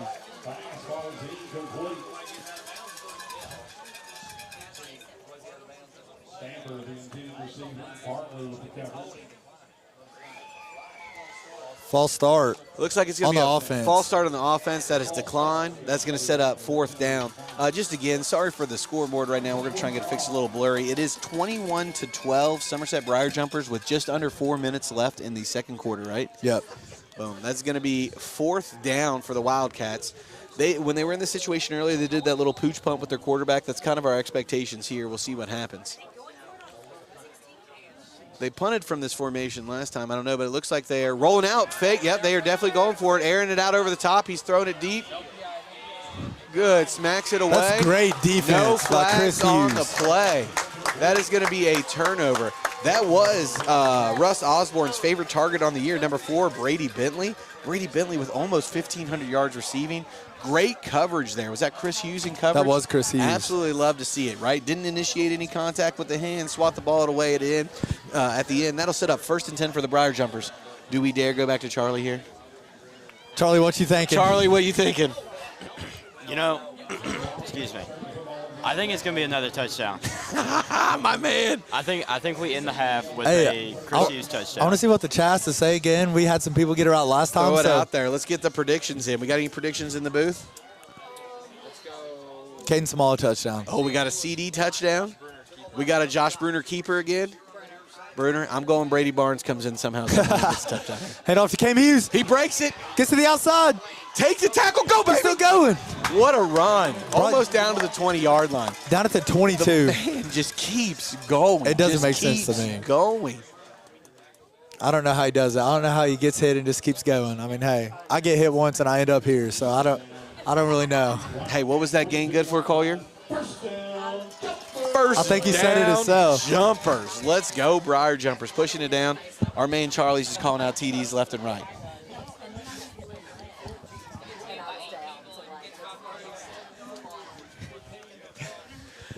This can bring up 1st and 10 on the Somerset 22-yard line. Oh, on the Shelby Valley 22-yard line. My bad. 1st and 75. No. Bruner takes the snap. Handoff to Cam Hughes again. Shifty Breaks move. through. Oh, my. takes the hit and keeps going. Like, it doesn't make sense. I just don't understand. We know our kickers are kicking a line. We talk about getting them some eyes. We're going to have to get Cam Hughes some We eyes are. after We're this gonna have to game, man. He is getting lit up, and he just keeps taking them and going. Look at all the tents over there on the Shelby Valley side. That's kind of crazy in their stands. They In a way, prepared for the that's rain. Pretty good preparation. Yeah. I The mean, Somerset folks over here didn't prepare as much. this I is don't see any. the booth is nice, man. Yeah, I love the booth up here. We got a heater right behind us. I mean, you can't food over here. Bruner is in the shotgun. Got Cam Hughes there. 2 wide receivers out to the right, one out to the left. Looks like it's going to be a Hand off handoff to to Cam. Cam again. Hit in the backfield, but just keeps going. Just taking people with him for another pickup. I believe that gain is good for a Somerset Briar Jumpers 1st down. Set up 1st and goal inside the 10. You'll be able to hear it in a second. Here we go. Yard line. 1st down, Jumpers. Gosh, I love that. It reminds me of that first down Kentucky. Oh, man. Reminisce. I'm going to miss that. We didn't get many of those last week, so I mean, I didn't hear it too much. They're just touchdowns. Touchdown no, Alabama. sorry. Excuse me. No, not that. Sorry. In the heavy set, handoff, breaks a tackle again. I believe that was Chris. That was Chris Hughes. That was Chris Hughes. Got hit in the backfield and goes again. Keeps Look, man, going. we got a Hughes carrying us this year, and then we get another Hughes to carry us next year. I know. I mean, I think so, I don't want to be looking forward to next year, but I think Somerset's in great hands right now. I mean, Especially for the future with the coaching staff they have and the players that they've been developing. right, I think first year Somerset has here, such a district coach bright of the year. future. I know. love hearing the players talk about the coaching staff, especially some of the coordinators. I know they give big shout outs to Coach Tevis all the time. Love hearing them be positive. Coach West, all of them. Heavy set, handoff. Looks like that is gonna Cam be Hughes. Cam Hughes Again. with the Touchdown. Boom. All my Cam Hughes touchdown scores. Shout out. Shout out. Shout out to Logan Purcell for predicting Cam Hughes touchdown. Yeah, Logan Purcell, he right got it. again. Somerset alumni. Logan Purcell right again. That sets up a touchdown for a 27-0 lead. 27-0 lead. Oh, I said nothing. 27-12 lead. Your Somerset Briar Jumpers. Anderson Reeble back to kick for, I'm not very good at math, but the 4th time tonight. That snap, bad. Josh controls it, and it is Great. good. Great little reaction there Yeah, by great. Mr. Bruner, setting that up for Hey, us. I mean, you might have to put him at receiver with those hands. That'll set up a 28-12 lead for the Somerset Briar Jumpers. Collier, with about how much time left here in the second half? It looks like a minute and 2 seconds Minute and left. 2 so- seconds, right? What do you do here? We get the ball coming out of half. Do not let them score. Whatever Yeah. happens, right? They can have 50-yard completion, whatever they want. No TDs, right? No touchdowns. No touchdowns. They don't have much of a kicker, so Yeah, I right. think if you limit that, you just hopefully pin them deep right here. Yeah. Don't let them get no big gains on this kick return, and just go from there. That's a big part of the game, too. Just a reminder for you guys at home, right? Maybe go get a little bit more popcorn, refill that drink. But we are going to have a nice little interview at halftime. We're going to get to talk to 2 of our volleyball players. We love giving shout out to some of the players, getting introduced them for their seasons. We got to talk to baseball, girls basketball. What else did we get to talk to over the last few weeks? We've talked to cheer, golf. We've talked to boys and girls soccer. You know what we need to do is we need to get somebody from the play out here, man. We do. That's going to be I'll have great to get this our year. boy Little- Jesse Little Hampton Mermaid. up here. Oh, yeah, Jesse. I'll send him a text, and we'll get him up here. Is he here? Yeah. Oh, man. You might get a surprise halftime interview. Hey, from the man Jesse Hampton. He's a great guy to talk to. The Wildcats are back to receive again. They have the two back at about the 20-yard line. I'd like to see us do something similar to what we did last time, right? Little pooch kick here, maybe something small. Nothing that's going to give them a chance at a big return and kind of control that. What do you think, Collier? I think that's the right thing to do. Just, you can't afford a touchdown right here. So, I mean, if anything you're that prevents a touchdown is fine with me. Rubel was, what, 2 inches away from the perfect onside kick last time? Yeah.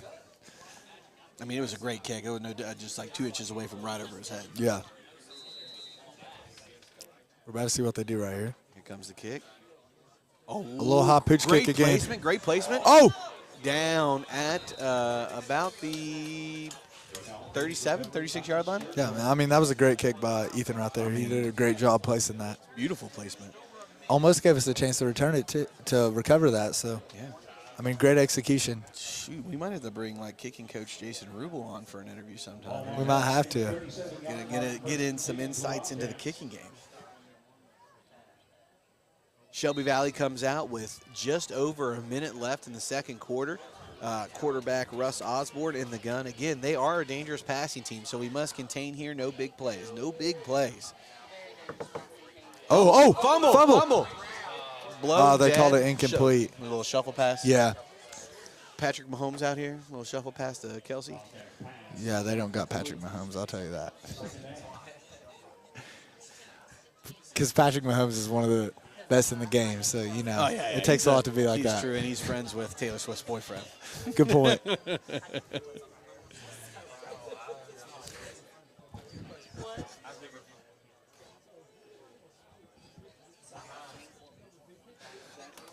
Quarterback Russ Osborne. Oh, big Beat drop that back screen. back deep to throw. Oh, and just a great play by, I think that's Zach Koger. I mean, he's a beast out Koger there. at 23, is that Lawless? Yeah. It's Koger and Lawless on the tackle. He dropped back so far there, I thought it was. I was like, where's he going? Nice little screen pass.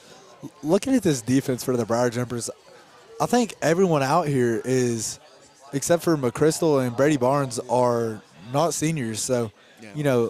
looking into next year, they're going to be really, really strong on that defensive Did side. you say Brady Barnes pick six? Yeah, Brady Barnes pick 6. Oh, there he is. Brady Barnes at the set. Oh.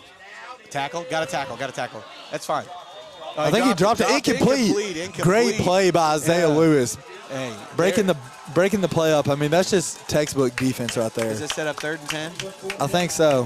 4th down. 4th and 10. Good math. 4th and 8. 4th and 8 for the Shelby Valley Wildcats with 17 seconds left. They may take a chance. Honestly, I think you just punt it away here. You got to give a shout out to Isaiah Lewis right there. I mean, he made an absolutely amazing play on the ball right there. There's currently 17 seconds left in the 4th quarter. Second quarter? Yeah, I mean in the 2nd quarter. My bad. No, dude, I messed that up all the time. I don't know if they get it. If we get it here, what do you think we do? Do you think we just knee it and take it into half, or do you think we try to make a play? I think on 4th and 10 here, you probably have somebody just back in case they do. Well, actually, no. You have everybody up playing defense. If they punt it, they punt it. You don't even go after it, right? Yeah. Let them down it. And do you need to take a shot here? You don't need to take a shot because we get the ball coming out of halftime, right? I don't know if the score prediction is correct, but this says Owensboro Catholic 43, Greene County 0 at the end of the 1st quarter. So, Whoa, that's a lot of points. yeah, that is. I hope that's a typo. Yeah. Maybe it's like a halftime. End of 1st quarter. I mean, they're an hour behind us. Oh, that's true. Yeah, that makes sense. They're about an hour behind. It'll be interesting to see here. Shelby Valley probably going to take a shot. For us, there's really no need to get anything. Maybe drop back. No big plays again. If we get the ball, Collier, you maybe need it out to be safe.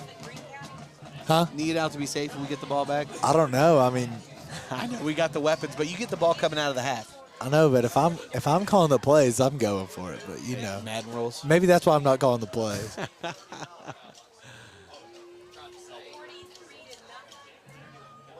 Yeah, so that's confirmed. The score at the end of the first quarter for Owensboro Catholic versus Greene County is 43-0. So That was a long travel for Greene County. Maybe they were just a little tired.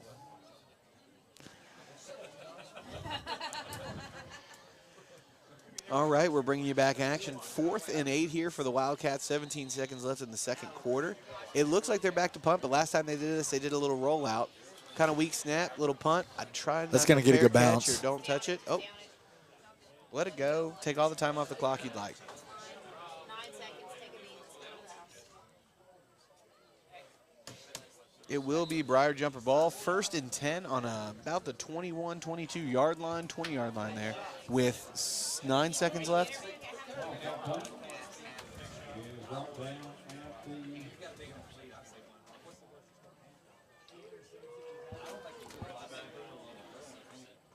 Somerset coming out of the field. Not sure the set they're going to come in, but I'm going to assume they're going to kneel it here. Yeah. It looks like they're coming out. Yeah, they're coming out in the formation, the knee, one back.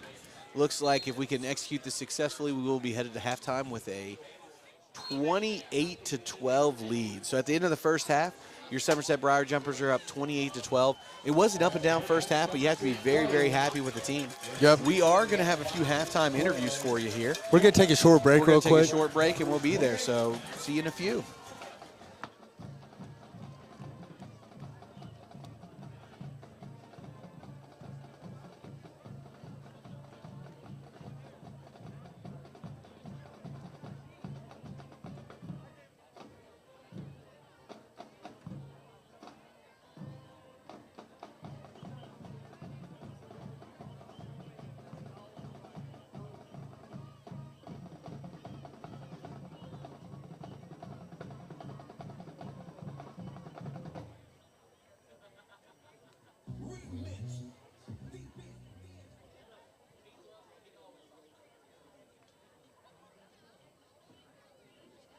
Ladies and gentlemen, please welcome to the field your Somerset High School dance team.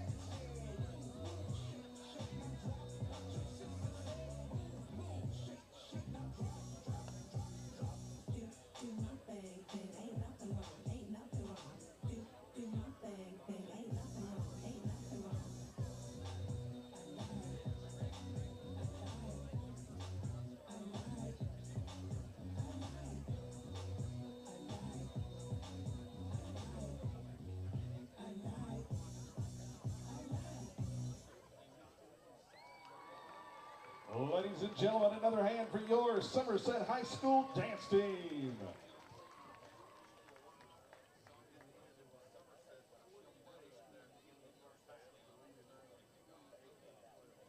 And now Somerset High School is proud to present the 2023 Jumper Marching Band. The Jumper Marching Band is under the direction of Megan and John Lennox. Color guard instructor is Catherine King. And percussion techs are Lily Beatty and Adam Wesley. Field commander is Allison Bryant. Woodwind section leader is Peyton Wesley. Brass section leader is Jane Ann Weiss. Color guard captain is Gwen Lennox.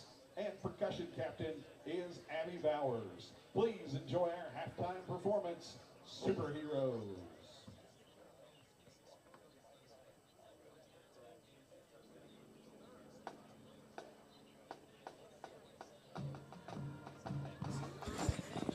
Okay, I can hear. I can hear. Welcome. We are live now. Welcome back to the Briar Patch tonight, where your Somerset Briar Jumpers are currently up 28-12 at halftime over the Shelby County Wildcats. We are lucky enough to be joined by two of our just great young women at the school and great volleyball players, Tanner Rigney and Serenity Haynes. We just want to chat with you guys a little bit about the volleyball season, but before we get into that, we were wondering if each of you could tell us a little bit about how you got involved in volleyball. Okay, I've been playing since the 5th grade, so I've been playing for like a little while, yeah. I've been playing since 6th grade, so it's been a bit. I've been playing club too, so it's been all year round. Okay, so we know the season just recently finished up. How did the season go for you guys this year? It went really great. Yeah. I think at first, wasn't it like 9-0? Yeah, I think we went undefeated on a for a while. we went on a little streak. Yeah, so we did pretty good, and what was it? In district, we were runner-up, so that was pretty good. I think that was the second time. Yeah. Yeah. I love to hear that. You guys started off the season hot. I got to make it to a few matches. Some of my favorite parts, though, are watching you guys communicate on the floor. Mm-hmm. What does it take to really, talk through a volleyball game? As a basketball coach, I love communication. Actually, I'm lucky enough to have Serenity on the basketball team. I'm all about it. What does it take to communicate for a successful volleyball team? I feel like you have to get used to it. It's hard to communicate and, remember to communicate. So sometimes, I keep talking. Yeah. Honestly. What's the number one thing you feel like you say on the volleyball court over and over again? Probably mine. I got it. Mine or yeah. I love the communication. Along with that same thing, I always love it. You guys have an amazing coach, Miss Heather Baker. She's absolutely outstanding. I know you know her a little bit more than than other people. What is the one thing that every practice, every game, she just knew she was about to say on repeat? Don't let the ball drop. Don't let the ball. That's good advice from a volleyball coach, isn't it? That's good advice. Collier, I'll let you take the next question. So, what are the expectations going into the season next year? What do you think? To work hard. Oh, we yeah. have to really work hard because it's not like we're young, but we're still young mentally. So we really have to work on a mental game during really tough games. Oh, yeah. I love that. Kind of talking about that mental toughness and that. Going into the off season here, what are you guys going to try and do to make yourself better volleyball players? You want to start off with that? Yeah, I'm playing club, and we'll probably do a lot of open gyms and practices, even before probably January, at least. We'll try. We love to hear about that stuff, and I know you guys had. Did you have 2 seniors this year? 2 seniors on the team this year? We had 2 seniors. 2 seniors. Yeah. I know, great seniors. You hate to lose those 2 seniors. But were there any accolades for you guys this season? I know you guys finished runner-up in district, right? Yeah. Made it to region. Did you guys have any tournament awards or anything like that? Me, Serenity, Emmy, and Ella all got the district team. Oh wow, that's so we all awesome. made that, yeah. And then Emmy, she got 2,000. Yeah. Was it over 2,000? Yeah, I think. over 2,000 career sets. Yeah, career sets. I like the motion. And I think that's the most in our history. Oh, it probably is because she's shout out Emmy Ford. Yeah, she's been playing high school varsity since 7th or 8th grade. Okay. So. Well, ladies, we really appreciate you joining us tonight. We're glad we could talk about the volleyball season a little bit. We're really looking forward to the off season for you guys, and Serenity, I'm looking forward to a great basketball season as well. But we really appreciate you joining us. You guys have a great evening, and go Jumpers. Go Jumpers. Thank you, Silva. Thank you. Next up, we got coming up the man, the myth, the legend himself, Jesse Hampton. This is kind of a spur-of-the-minute one. I don't know if we have good questions for him, but we're going to make Jesse talk to you guys a little bit about just about everything he's involved in. We'll get Jesse in here, get him on camera. We got him set up, Chuck. Good. So, Collier, I know this is your main man here, so I'm going to let you start off this interview. Where are we going with this man, Jesse Hampton? All right, so, I mean, he does a little bit of everything. Right now he's getting into the musical. I'm pretty sure he has a lead role. Can you explain? Can we make that public? Yeah. Yes. Yeah. So Somerset is doing The Little Mermaid this year, the Broadway edition in their drama. Yeah, that'll be at the end of March, and I was lucky enough to get casted as Prince Eric. If for those of you who are familiar with that, he's kind of the lead male role in the musical. So looking forward to that. It should be awesome. That is awesome, man. And I mean, again, I know I am biased to anybody who's listening, but this is the facts. We literally put on the best school musicals I've ever seen. We do. It's amazing. For a high school production, year in and out, Miss Foister, all the Miss Klaus, everybody works together for that. I mean, it is just outstanding. I know Mr. Watkins helps as well. All those, I mean, it's just absolutely amazing. Can you tell us a little bit about what goes into working with the play? Yeah, so we typically rehearse about 3 times a week, Monday, Tuesday, Thursday, for about 2 hours each time. And rehearsal, it could really consist of anything. We could dance one day, sing another day, act another day, do a little bit of both, you know, kind of salt and pepper here and there. But it's really unpredictable, and we just we work hard, we take Christmas break off, and then come back, and we hit the ground running and get all the things done that we have to do, and look forward to March. Man, that is awesome. I'm excited for the play. Now that I know we're doing The Little Mermaid, I'm even more excited. One of my favorite little Disney shows when I was a kid. I love it. Kind of going into it more here. How long have you been doing the musicals, and is this something you kind of want to continue after school? Like, is this kind of something you want to pursue in college or maybe professionally? Yeah, so I've been doing acting and musical things on the stage with churches since I could walk, right? Like, I've just been kind of thrown on the stage and said, hey, sing this song or, you know, say this line, you know.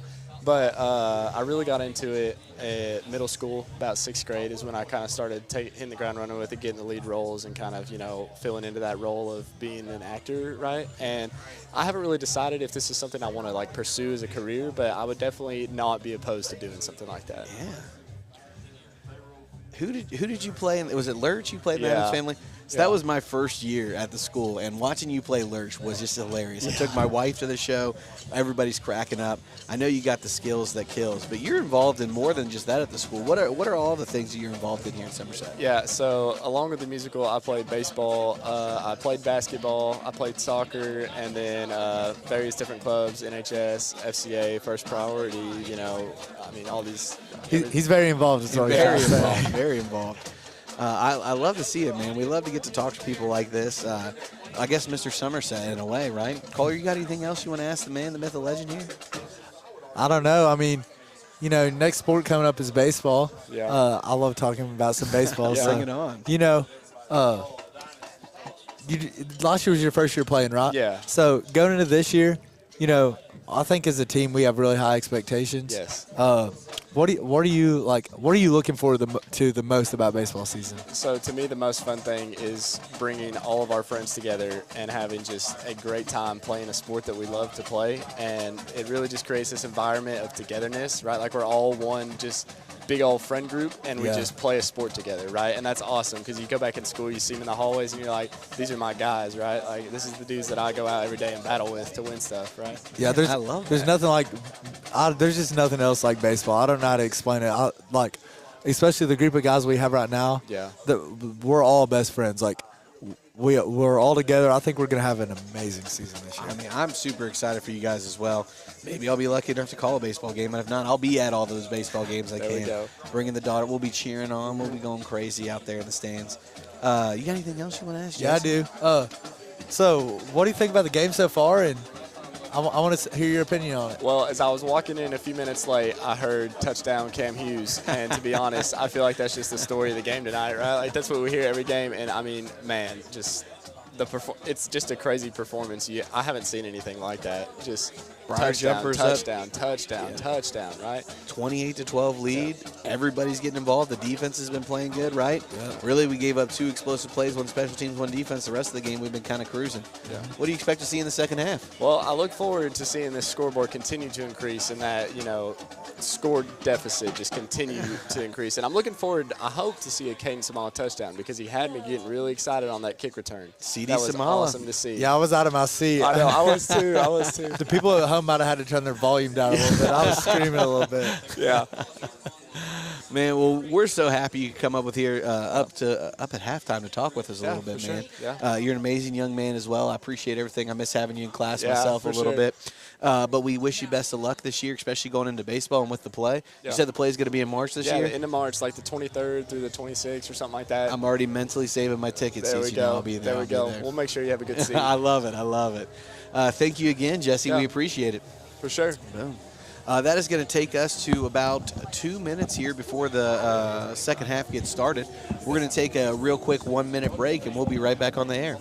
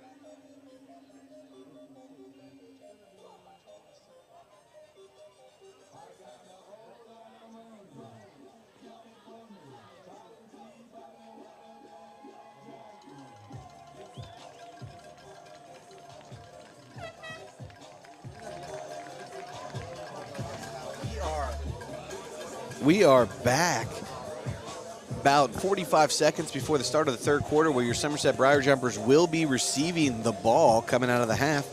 During the half, we had some great people streaming. Shout out to Miss Howard. I should say, como está, Miss Howard. Thank you for watching the game tonight. Getting ready to start the third quarter here. Carter, how'd you feel about that first half? I mean, I really don't think you can ask much more. I mean, you made a little mistake on special teams, a lot of special teams touchdown. Stuff like that's going to happen.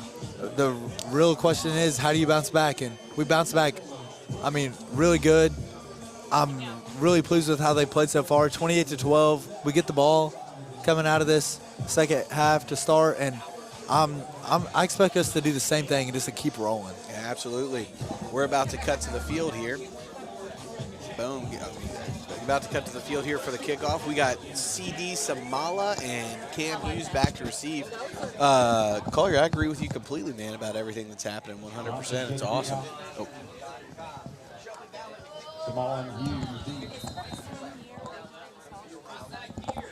Oh, and another onside kick.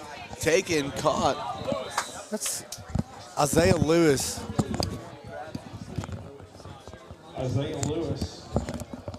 Isaiah Lewis grabs it right there.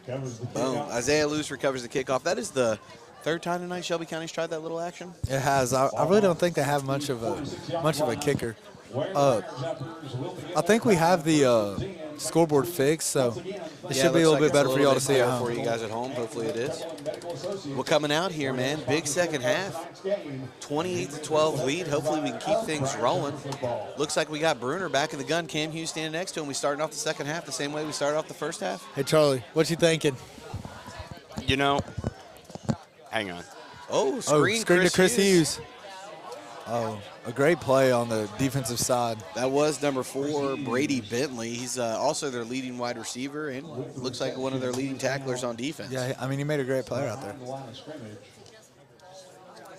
Loss of 4 yards on the play. That was a loss of 4 yards for the Briar Jumpers, but we've seen it all day, right? You give the ball to Cam Hughes, he can make up that 4 yards pretty easy, right? Yeah, he does a really good job. I wouldn't be surprised if,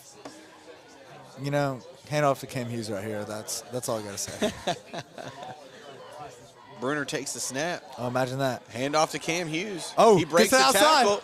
Breaks the Got tripped up, maybe just past the 50. Looks like we're on the 49-yard line. It's going to bring again. Up 3rd and 5. Is that another 9-yard carry? Yeah. Another 9-yard carry. To the Wildcat 49-yard line.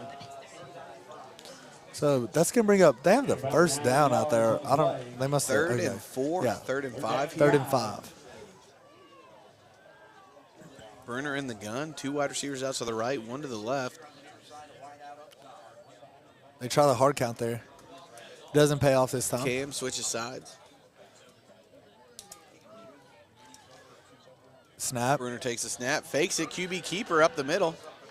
Oh, and he gets stuffed at the line, maybe for a gain of 1. I do think you're running that play there, though, because you guys know we're setting up, right? We're setting up for 4th down, right? We're going for it here, coming out in the field, coming in, trying to catch him off guard a little bit. I do think we picked up 1 or 2 there, gain of about 1 yard. 4th down and 4 for the Briar Jumpers. Sets up 4th and 4. I wouldn't be surprised if you go back to Cam here. They may pack the box, so this may be an opportunity where you can get the ball downfield, but just got to make sure you pick up 4. 2 wide receivers out to the right. We do see CD Small out there. Would be surprised if you see a stop route or something here. Boom, play action. To Chris Hughes. Right, Chris and Hughes. A catch. Makes a play. Great play, great play. And I think the dot machine might be back. Josh Bruner with an absolute dot to Chris Hughes. Across the middle, picking up the 1st down. Josh loves handing the ball off and letting Cam and Chris and all those guys make plays, but he also loves throwing it and making plays for himself. Yeah, 100%. That's the danger right there of Cam Hughes, right? They had to respect that run. We do that little play action fake at the line, maybe even a little bit of a read option. You see them commit up the middle, hit that little crossing route ran by Chris Hughes. Love to see it. I mean, I think as a team we're known for running the ball, but we're a dual threat team, and a lot of people don't really notice that. Oh, yeah. Josh Bruner takes the snap, hand off to Cam Hughes up the middle again. I mean, he's just automatic for 5. Looks like, yeah, gain of 5. The crazy thing is that's a below average run for him. Like, that's just crazy to think about. 5-yard carry, that's only half of what he usually gets. I know. That'll set up 2nd and 6, a 4-yard carry, so it is about half of what he usually gets. Ball at the Shelby Valley 30-yard line. Josh Bruner delivering the play, about to break the huddle. Bruner in the gun with Cam Hughes next to him again. 2 receivers out to the left. Samala on right, one-on-one matchup on the outside. Is this CD's matchup? We're about to see. It looks CD's like it. Got it. Little come back to the ball. Little stop route came back. Incomplete. Third down. 3rd and 6. Third down. It's going to be similar probably to what we ran the last time here, right? You'd like to see something, try and pick up a few yards, set up a manageable 4th down. Of course, I'll also be honest, I mean, the conditions aren't that great, but, you know, we got 2 great kickers, so you wouldn't be surprised to see something happen. Of course, this would be a bomb. Yeah, if you get a couple more yards, your kickers can. I mean, they can make this. So, you get a couple more. Not yet. Cam in the backfield with Bruner. 2 out to the right. Looks like we have Chaz Reeves in there. He's our across the middle guy. Oh, little Josh keeper Bruner. again. Oh, he takes a hit. I would say They might give him the first delivered down. that hit. He- Right? yeah, lowered he the didn't take shoulder no and hit. Popped the linebacker. He gained the first for Charlotte down. Valley. I mean, again, that play calling's been consistent. Keep moving the chains. About to hear it. Crank it up. Let's hear that first down jumpers. And about 5 yards on the play. First down, jumper. Love hearing that first down jumpers. I love it. hearing it, man. Keep it rolling. All right, we're 4 yards from the red zone. Let's take some predictions again. Charlie, who's your score? My score is going to be, I'm going to go CD Samala on this one. CD Samala, who you taking? Isaiah Lewis. Isaiah Lewis. I'm going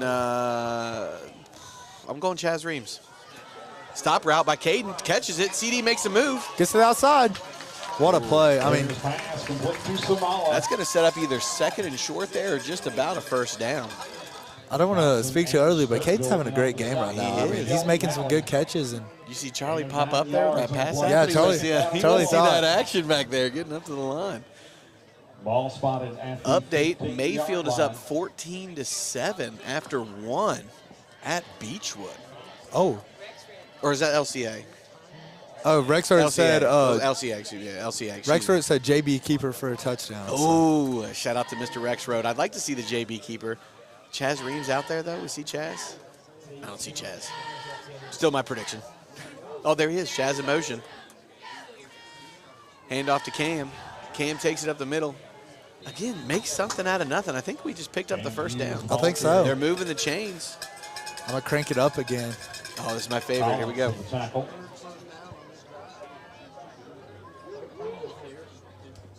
We're waiting for it. Gain of about 2 yards on the play. First down, jumper. Jumpers. First down. We got the predictions in the chat going. Any more coming in? Nothing yet. Nothing yet.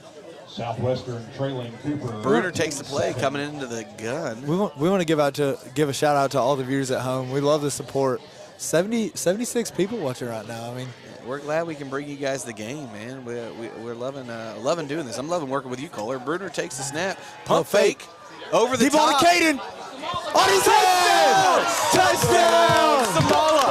What a pump fake and route With by the Caden head Samala. Complete to number 11. Who was right again? Caden Samala. Chuck with the prediction. CD Samala with the touchdown. Setting up a 34-12 lead for your Somerset Briar. Logan Purcell also called it from home. Logan so- Purcell and Charlie with the prediction. Shout out Logan on the call. What a play there. The pump fake, the route by. I wish we could bring you guys a replay of that route. Rubel for the kick. It's up. It's up. It is good. Money, money, money, money. They drop the point is good. What an absolute play. Great was route amazing. by Samala, little stop route, curled on him. Great pump fake by Bruner, and then delivers the dot to the back of the end zone. You know, for a touchdown. when I see him in second period on Monday, we can finally play a highlight for him. I think he'll enjoy that. Yeah, he might like that. Now he doesn't have to worry about it because his brother scored last week and he didn't. Maybe it'll be a little easier for him. Yeah, Corbin might not be able to say nothing.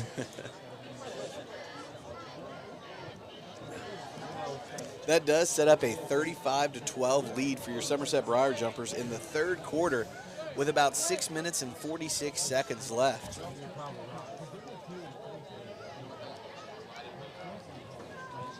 Here in a second, we'll try and bring you some score updates from around.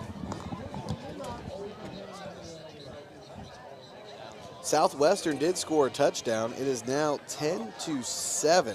So that's cooking up to be a good game over there. 10-7 Cooper. Over there on the south side of town. We're coming out for the kick. I'd like to see us kind of stay consistent, right? Let's avoid that big return, right? Just keep kind of putting it right down the middle, make them fall on it, or set us up for something.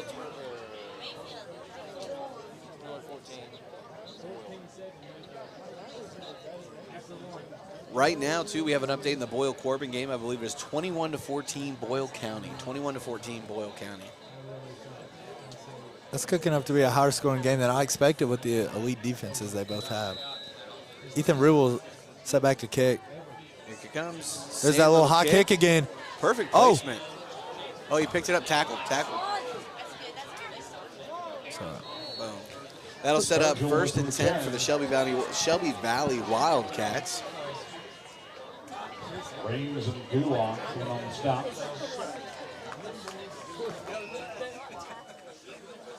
Defense taking the field here. I know I said McChrystal's going to get a pick 6 today.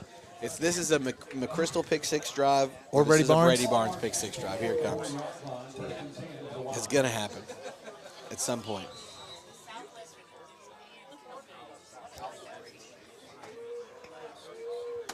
Shelby Valley quarterback, number 3, Russ Osborne in the backfield with Brett Sturgill, number 5 running back. Takes the snap, drops back, looking deep. Looks like that's going to be a hold on the Shelby Valley Wildcats. He just throws it out of bounds. He just throws it out of bounds. I believe we got held right there on the outside. Excuse me, on the inside coming to the quarterback. Holding on the offense, that will be a 10-yard penalty, setting up 2nd and 20, I believe. 2nd and 20. Or probably 1st and 20. That was the first play, wasn't Yeah, it? excuse me, 1st and 20. Math, man, you know. Yeah, I can tell you all about the Constitution if you like.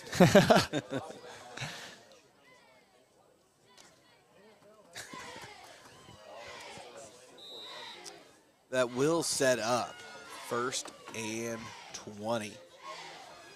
Quarterback Russ Osborne solo in the backfield.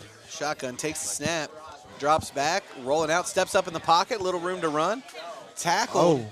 Good tackle by your man again, Zach Coker. Zach Coker. Yep. He's all over the field tonight.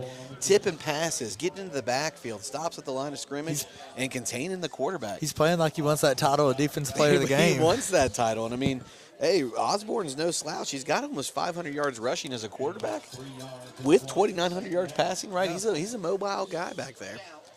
Osborne is in the backfield again all alone, takes the snap.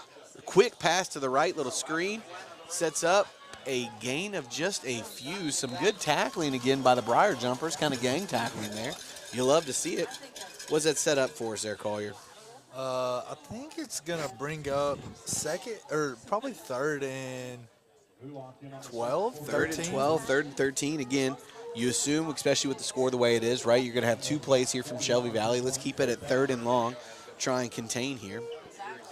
Again, Osborne in the shotgun all by himself. 3 wide receivers to the right, 2 to the left. Takes the snap, drops back. Throws a deep ball.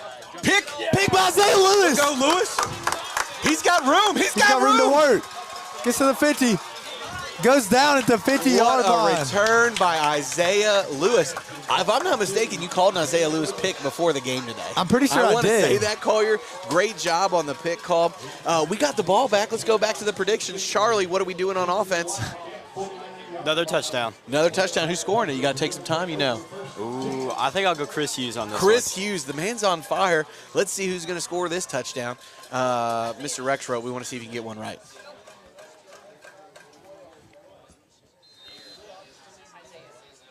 Bruner's in the gun with Cam Hughes next to him. Chris Hughes and Isaiah Lewis out wide. And C.D. Samala on the right again. Chaz Reams in motion. I got across the Chaz field. Reams touchdown. Gosh, you'd love to see Chaz get one. Handoff up the middle. To Cam. Look at that. I mean, he gets hit and he's stuffed still it. like it makes. I don't even know anymore. Yeah.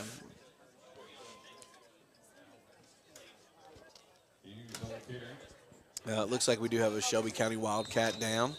Blow the whistle. Looks like that'll be Hopefully an he official is- timeout. Hopefully he is fine. It looks like he's starting to get up on his own accord. He is jogging off the field. A little round of applause for number 79. Glad to see him be able to go off the field on his own accord there. Start of the third quarter here. 5 minutes left, Collier. How you feeling about the way we came out in the second half? I mean, I feel pretty good. Again, you can't really ask for more. I mean, you get out there, get a touchdown real quick, get an interception. I mean, they're doing great. I'd love to see it. Josh Bruner again in the gun. Cam Hughes standing behind him, maybe more of like a pistol formation. 2 receivers out to the right, one on the left takes it. Handoff And up off the to middle. Cam. Cam breaks to the outside. Gets through to the 30, to the 20, 10. It's a touchdown. Touchdown. There's Let's a flag. go, boys. There is a flag on the There play. is a flag in the backfield. Oh, sorry, not in the backfield. There's a flag just past the first down marker. We're waiting to see. They are looking to the Shelby Valley side to see what they want to do. So I think that is going to be on the Somerset Briar Jumpers.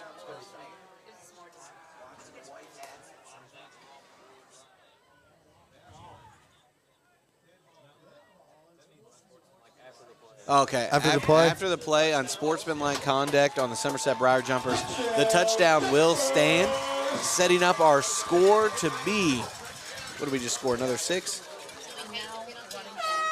41-12, your Somerset Briar Jumpers. Rubel on for the kick. I know they assess it on the kickoff, but I'd like to see Rubel kick like a 30-yard PAT. That would be pretty sick.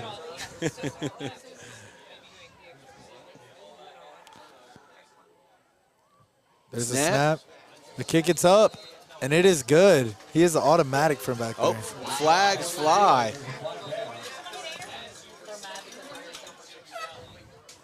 Looks like it's going to be another personal foul.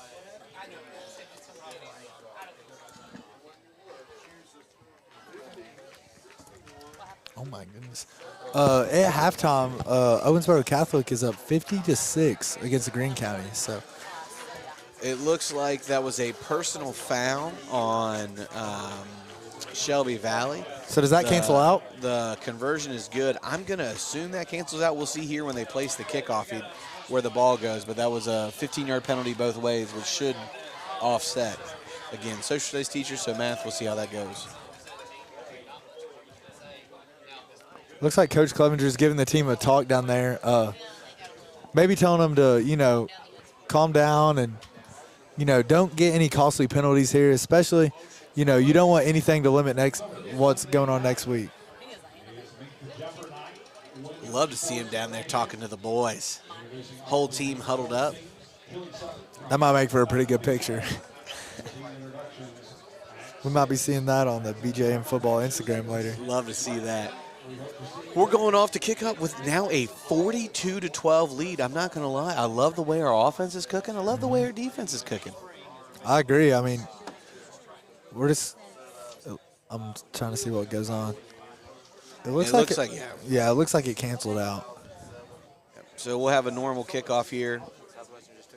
Southwestern just now scored a touchdown with about 15 seconds left in the third quarter to put them up 13-10, excuse me. They're about to kick the extra point. So Southwestern's up 13-10 over Cooper. Where even is Cooper? Do you know? Yeah, that's Northern Kentucky, man. That's right. That's about 15 minutes from where I used to live. Florence? Yeah. Yeah, it's is it in Florence? Boone County, yeah. Boone County. Oh, okay. The Cooper Jaguars. They got a great basketball team.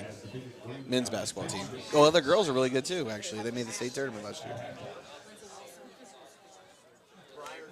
Random knowledge. Rubel's set to kick it off. I'd expect we're probably going to see something similar to what we've seen the last few kickoffs, the last like 5 or 6. Little kick. Oh, a little deeper this time. Catch him off guard. They weren't ready for it. It looks like it goes out of bounds. Rolled out of bounds at about the 12-yard line. That will be, was that bring us to the 35 or 45? I don't know. I like the idea there, though. They really expected that short one. And yeah, try and catch him off guard there a little bit.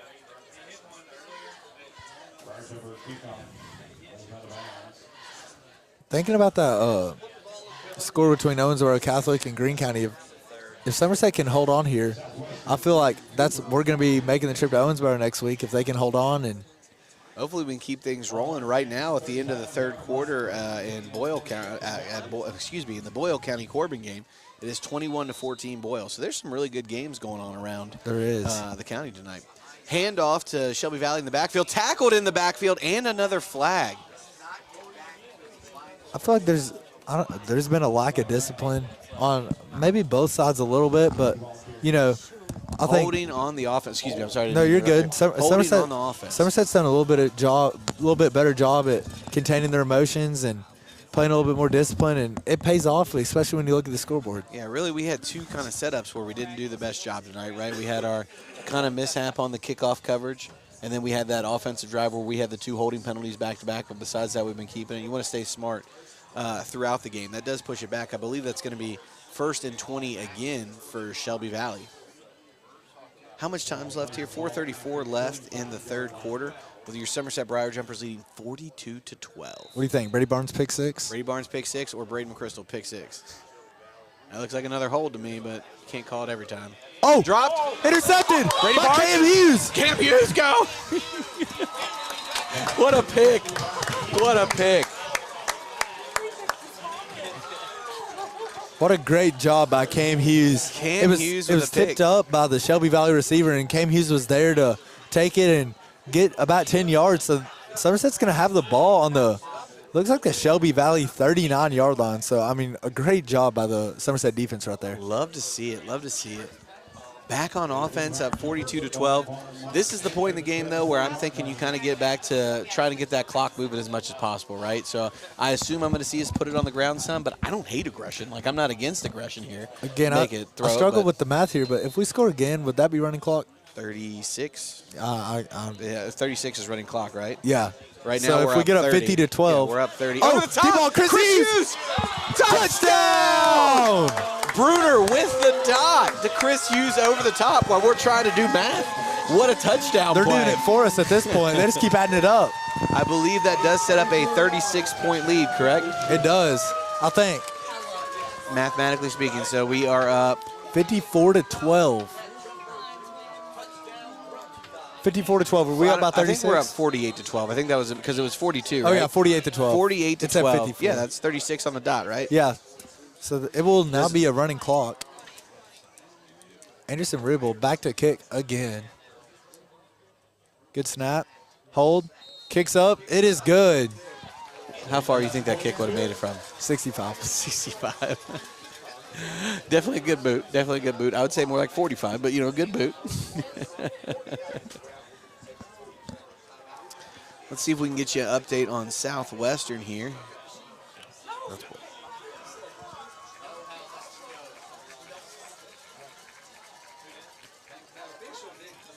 We have nothing right now, but It is we'll a let you little know. bit of update there at commercial.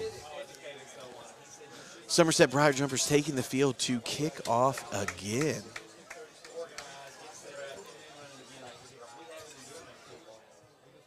What do you think we're going to see here? Another little short kick, or we taking it deep? I think we're just going to see another short kick here. I think that's probably it. Take it. We just play good defense here, get the ball back, and then I think with that running clock, right, you're going to see them just continue to run the ball and continue to run the ball. You can look at the Shelby Valley alignment right now. You never know. He's over on the right side this time. He might try to put it in the middle, or there's a pretty good lane over on the right side over here. So you never know. Right now it is 14-10 Southwestern with about 11:52 left in the 4th quarter, and it looks like it is I don't know. Cooper Ball. Yeah. Cooper Ball, and it looks like they are marching towards. They're in Southwestern territory.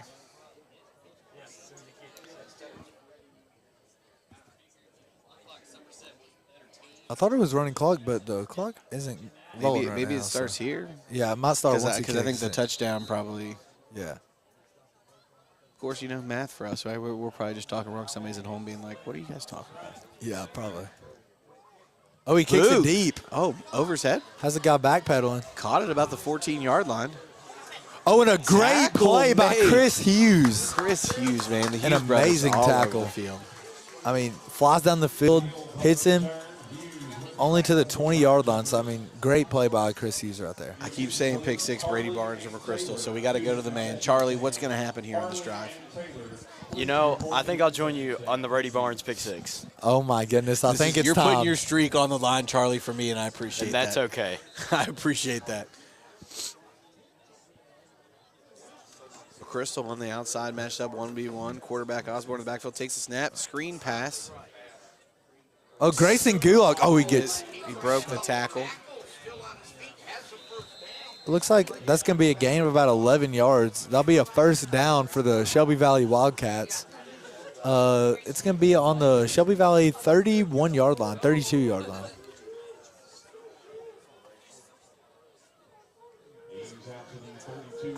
Clock running. Yeah, the clock is running. 3 minutes and about 5 seconds left in the third quarter. Same kind of alignment here for the Wildcats. They've been running a lot of trips out. Snap. Hand off to number 5. Oh, Oh, fumble! That might be recovered. We'll wait for the call. It looks like the Shelby Valley recovered it. I thought I was going to be screaming again. I know. Seeing the Zach Koger, your man, in on it again. I mean, hey, he's just creeping towards that title right now. creeping. I don't know, but it's hard not to give it to those. reference? It's hard not to give it to those guys with the interceptions. So, I'm excited to see how the rest of this game turns out. Oh, yeah, let's keep working hard here. Keep the defense churning. Love to see another turnover. I mean, me and Charlie, we know what we want to see. I mean, we want to see good defense, but a little pick six, Brady Barnes. Absolutely. I'm trying to see where Brady Barnes is. Number 4, Bentley in motion to the backfield. Quarterback takes a snap, drops back, rolls out, throws it. Oh, Brady Barnes was in the area. He was scared. Let's go bring up third down and about 12 for the Shelby Valley Wildcats. My guess is it's 4 down territory for the rest of the game, right? They're going to be taking their shots pretty much no matter what.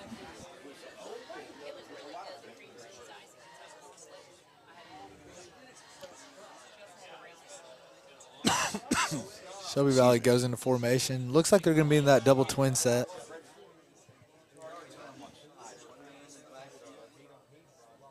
Draws back to throw. Hits a guy. Oh, and a great job by, looks like that's Austin Lawless. With just a great play over there. Great tackle by Lawless out in space. Looks like that's going to bring up 4th down and 8. Do you think they go for it here just to try to bring some momentum? I think at this point in the game, right, you're going to play it out. They're going to try and keep it competitive. Well, they're going to try and keep their competitive spirits up. So I think they take a chance here. Really, I mean, they've just been pooch punting all night too, so it might just go past the other 50. So I think they might take a little chance here. I would keep an eye on wide receiver number 4, Brady Bennell, for him here. Again, almost 15 yards receiving, 6 TDs. He is going across the middle. Steps up, throws it to number 4. Oh, it looks like that might have been a gain. Yeah, it looks like down. he got I think it. that was his favorite target all season. It Went was. for him again. He's probably getting close to that 1,500 mark now. He does have 16 touchdowns, too, on the year. That's a lot for a receiver in high school football. It is. There is a flag on the play. I'm not sure what it was. I think it was roughing the passer on Somerset. Roughing the passer? Going to be a 15-yard penalty, I believe, on Somerset. I think they had enough for the first down already, but that will be automatic. Yeah, it looks like the chains are moving. So. Yeah. Oh, maybe not. I don't even know. Still 4th down, maybe? I don't know. I'm confused. They moved the chains. Okay, it's first down. I thought the ball would move another 15 yards, but maybe there was. Did you see a flag? Who's roughing the passer? As it doesn't get tacked onto it. It seems like there's a bunch of confusion out there on the field. Is what it looks like. And there's confusion up here too. Because he called roughing the passer. They had the play. So are they taking the penalty, or is the penalty tacked on? Feels like the penalty's tacked on, right? I feel like I have no idea. Where's our Dean Blandino? Blandino.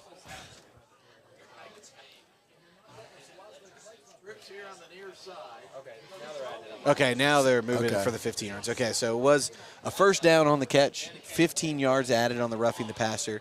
That'll set up 1st and 10 on in Shelby County territory, looking to score on the Briar Jumpers here. That could bring us to the end of the third quarter. There are about 9 seconds left. It was official timeout. He is starting the clock back up. Yep, clock starts back up. I'm not sure if they're going to try to get a playoff. Yep. Handoff up the middle. Read option to number 5. Oh, and a great play by Grayson Gulak right there to bring him down for maybe a gain of 1. Love to see that tackled in the third quarter. That will end the third quarter with your Somerset Briar Jumpers up 48-12. 49-12. Excuse me, 49-12. 12 minutes away, right? 12 minutes away from heading to the semifinals.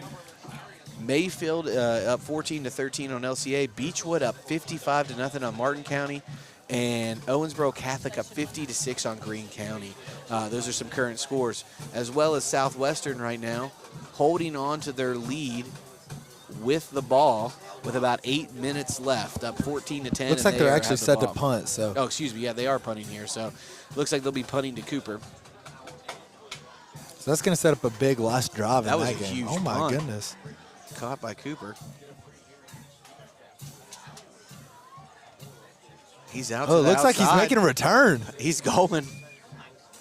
Cooper, he's still on his feet. There must 3 be for- a flag or something. If there's 'cause- no flags, Cooper just returned the ball on Southwestern to the 11-yard line. Yeah, I mean, that's Man, huge that was right a there. heck of a punt. It looked like I didn't see much hustle either. So It looks like they placed the ball. I don't see any flags on the field. That's crazy. Bringing it back to your Somerset Briar Jumpers, we are setting up here. Shelby Valley, 2nd and 10 for them. They take the snap, roll out, screen to the running back. Oh, and just over his head, just over his head. Incomplete pass. That's going to bring up 3rd down and 8 at the Somerset 41-yard line. So probably is 4-down territory. Yeah, especially on the other side. I think they'll take their shots, kind of like they did last time, right? They're just going to keep rolling. But Cooper just scored a touchdown on Southwestern. That'll give them a 16-14 lead with the extra point to come. Close games kind of all around the state. Boyle County and Corbin close after 3. It's in the 4th quarter there. Your Somerset Briar Jumpers are taking care of business. Shelby Valley drops back. Quarterback rolls out of the pocket. He's got a little bit of room and just missed. Austin Lawless recovers. Austin Lawless tackled just short of the first down marker there. Looks like it's going to be 4th and 4, maybe. I think it's going to bring up 4th and 4. So 4th and 4 for your Somerset. gives the room Briar for the Jumpers. Somerset defense to still, a little bit of cushion right there. They can still make a good play, and We've missed multiple sacks tonight by just like a yard or 2. we have, and Been right back there. the defense is still done a really good job at recovering, and even though they miss those sacks, they still limit the yards of gain, and that's all you can ask out of your defense right there. Osborne in the shotgun again. Takes the snap, rolls out. Throws it. Oh, it's caught. Was that his favorite receiver, number 4 again? No, Number it was 2. Yeah, it was number 2. Oh, There there is a in flag. the backfield right now. Roughing the, they're calling roughing the passer again. Oh, face mask. Face mask. I'm not seeing a number 2 on their roster. Oh, there he is. Jonah A. Bartley. Freshman. So that'll be tacked on. Is that half the distance to the goal, or was that inside? No, it's not inside the 10. So It's it'll be not. a 15-yard penalty. Looks like it's going to be on the Somerset 9-yard line. That is going to be 1st and goal for the Shelby Valley Wildcats. Big opportunity for the defense, right? Get Yeah. a big stop here, get a little momentum going still. Rolls out, screen pass to number 2 again. Tackled at about the Cam 5. Hughes lays the hammer on him right there, and not much of a gain. That was freshman receiver Jonah Bartley again with the catch. 6-foot freshman. I feel like in games like this, it's good for the defense to have a little bit of pressure on them. I mean, in a game where you got a comfortable lead, you still want to be able to simulate those games that you're going to be facing later on, where you're going to face some pressure, and I think that's good on this defense right Yeah, here. absolutely. You don't want to lay down. We got a big week coming. In the backfield, quarterback just slipped out, hit big. I'm not It looks seeing like his he's touchdown. Oh, they give a signal. touchdown. Russ Osborne with his 8th rushing touchdown of the season. That will your Briar Jumpers were now up 49-18. I assume they're going to be going for 2 again.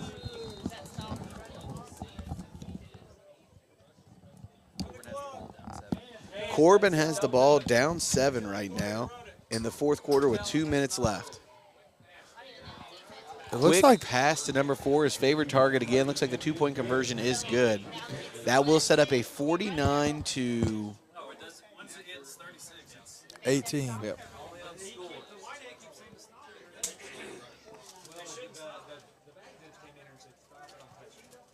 There is some discussion about the running clock up in the booth right now. They got the stop on 4th down. Big stop by Boyle County on 4th down. 2 minutes to go. Boyle County has the ball. Up 7. So Boyle County is up 7 with 2 minutes left and the ball. Corbin's going to have to pull one out. It's probably 49-20, your Somerset Briar Jumpers coming back on the field. I think we all kind of fully expect maybe a little onside kick here from Shelby Valley. Try and catch the ball, and then when we get this ball back, I assume we're just going to try and run the clock down as much as possible. Whether that is Cam Hughes back there, or maybe we get to see some Roby Browning again, some Corbin Samala, Grayson Gulak getting some carries in there. That would be nice to see.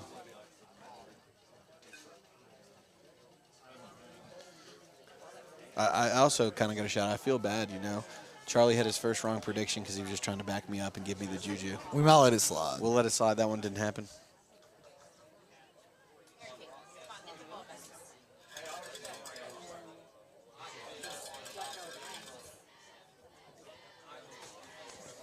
If we do, when we do close out this game, hopefully victorious, we will actually have a post-game interview. We've had a few people say that they might talk to us. We might be able to get to talk to one of the players, maybe a Jacob Bartley, a Josh Bruner up here after the game just to get their thoughts and comments and maybe a little bit of what they might be looking forward to in Owensboro Catholic next week. Yep. Looks like that's where they're going to be, so we're looking forward to that. Hopefully we can make the trip. Onside kick, handled and down just at about the 48-yard line. I'd like to see us come out here, maybe run that clock down a little bit. What do you think is going to happen here, Collier? I think we're just going to continue to run the ball, maybe get some different guys in there, some different looks. I mean, your lead's not completely safe. I mean, you still got to be careful here. You don't want to do anything too crazy and just continue to play it safe, run that clock down, and walk out of here with a win. That would be really great right now, right? Really great. Get that win. I mean, this is the third round of the playoffs, playing to go to the semifinals, right? Win today, and you're one win away from Kroger Field. Bruner in the back. Bruner, I can't tell who's behind Bruner there. Maybe you catch. Snap, that's Cam. Snap, handoff to Cam. He breaks it outside. He breaks through to the 20, to the 10. Touchdown, Jumpers. Touchdown, Cam Hughes. What is that, a 52-yard carry? I think so, yeah. 52-yard touchdown for Cam Hughes. No big deal. Just rack it up at it there. We talked about running the clock down. Yeah, we'll take the points. How many is that for him tonight? Is that 3? I think that's 3. I got him down for 3 touchdowns, I believe. Chris Hughes, Caden Samala. It might be 4 for him. Either way, I mean, he's looking like Tyson Absher out there with a hat trick. That's all I got to say. I love it. I love it. Another touchdown. Briar Jumper sets up a 55-20 lead with Rubel set for the extra point. The snap, the kick. And it is good. Is good. Is that a 56-20 lead for your Somerset Briar Jumpers? I think 8:37 left in the fourth quarter.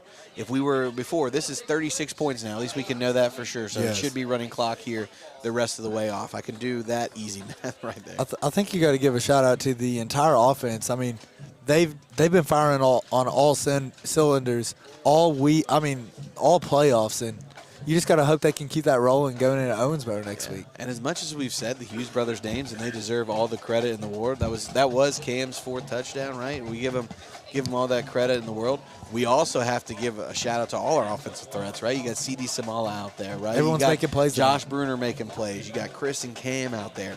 Chaz has been big throughout the playoffs for us as well. I mean, you can even talk about some of those like Roby, Grace, and all them coming in and get those carries in the 3rd and 4th quarter as well, right? Everybody is contributing here in the playoff run. It's been a great playoff run. It has been. Rubel set to kick off here.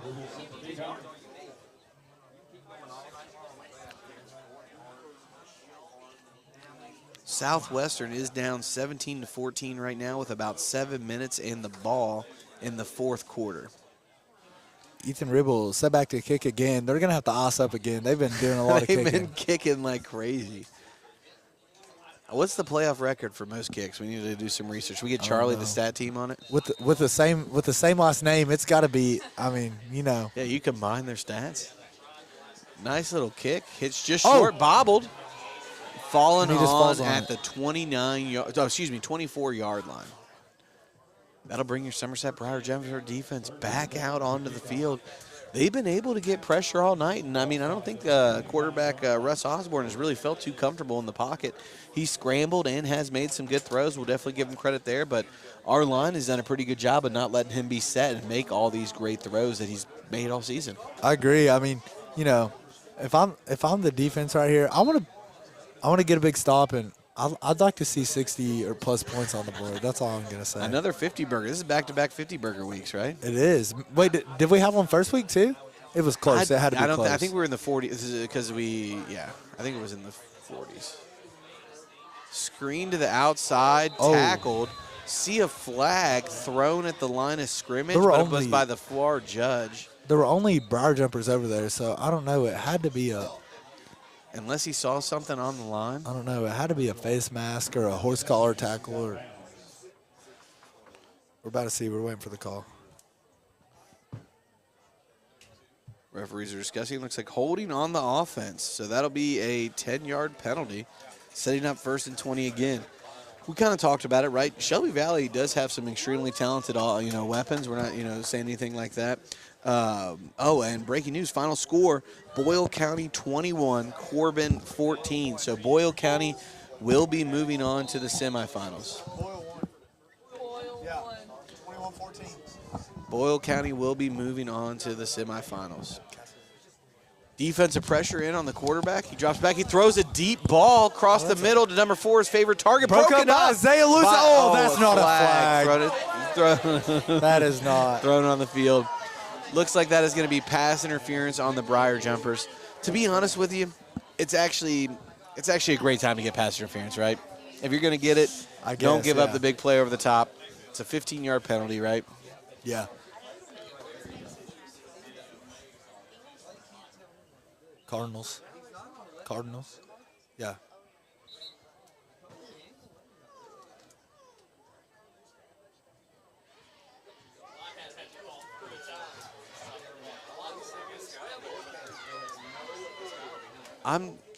So is it first down? Yeah, okay. So it looks like it's 1st and 5. 1st and 5. 1st and 5.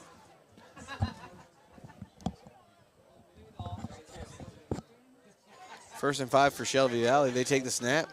Delay draw up the middle. Got a hand on him, broke a tackle, and then stopped. Big hit delivered. Who delivered that big hit? Number 23, Austin Lawless. Man, goodness. Big blocks and big hits. Bartley jogging off the field, number 34 for the Briar Jumpers coming on. I've got a good feeling that Austin Lawless is going to have a great career here. I mean, he's a freshman. He's a freshman. Yeah. Only a freshman, man. He's just been making plays left and right for us. And he lays the hits down. He does. Offensively and defensively. Quarterback for Osborne drops back, looking over the top again, rolls out of the pocket, sees somebody eyes deep downfield, tackled. There are flags in the backfield. I think that was holding. I'm pretty sure I saw holding. I do too. I think I saw holding. Yeah. That was on number 55 for Shelby Valley.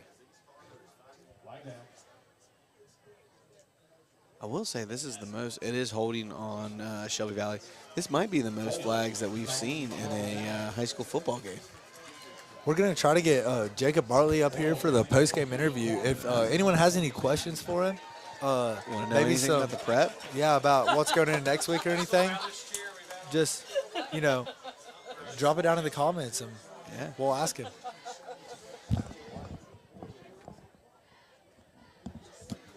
That is going to set up 2nd and 11. Wildcat quarterback in the shotgun takes a snap, little jet sweep to the outside. That is the play they ran earlier for that big plus touchdown run. Looks like we have them stopped around the line of scrimmage. Looks like that'll be 3rd down for the Wildcats. I will say it does kind of feel weird, Cole, you're rooting against the Wildcats. It does. Like, I don't know how I feel about it. Do you know what Owensboro Catholic's mascot is? Owensboro Catholic, they're the Aces, I think. So random. Yeah, I'm not sure. I'm pretty sure they're the Aces. Quarterback rolls out. Looks like Chris Hughes is coming in for the sack. Oh, and he gets a fumble. Fumble just outside. That could be intentional grounding. I think, he might have been, but it was definitely bobbled there at the end. But, I mean, you're right. There was nobody in the area. If he definitely tried to make a motion. I mean, Chris Hughes just covered the whole football field. Came from the outside, probably the opposite hash, past the other stash to get to the quarterback. A great little effort there by him. That sets up 4th and 10 I'm not sure exactly what you're going to see here from this. I mean, they might as well go for it, but Yeah, I'm fine with them going for it. So we it can looks put- like they're set up to do that little pooch punt. I'm fine with seeing 62 on the scoreboard. Little pooch punt. Yeah, they're just going to let it go. That's going to roll to about 40, 39.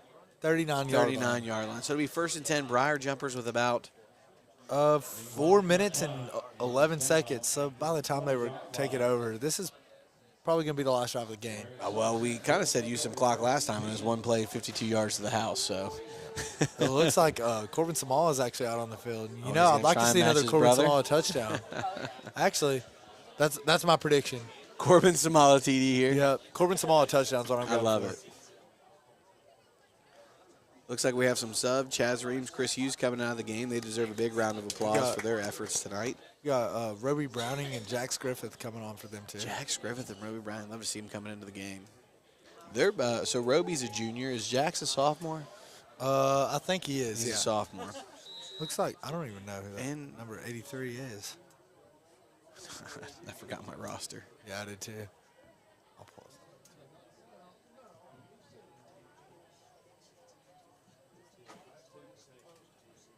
83 is Nathan Mounts, freshman wide receiver DB.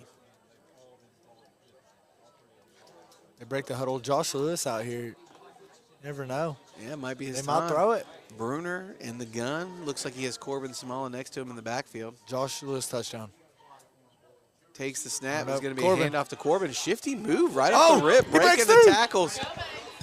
Is that what, should we start calling him Baby Cam? We could. Corbin with a big carry there. First down, Briar Jumpers. 46-yard line. First down, Jumpers. I feel like we've heard that a lot tonight. That and touchdown. Oh, was there a First down. flag on the play? I believe there was a player down for Shelby Valley. He popped up on his own accord there. Oh, okay. Bruner's taking the play, coming to the huddle. Is this going to be a handoff to Corbin Samala? Corbin Small touchdown. Corbin Samala touchdown. Looks like we're in the victory formation. It looks We like may be taking a knee here. with 2 minutes left. Oh, yeah, 2 minutes left. We could kneel it out with the play clock here.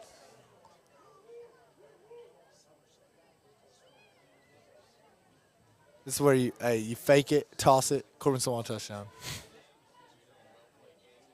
Yep, and that's gonna be the first knee. It looks like they're just gonna knee it out. I mean, hey, you can't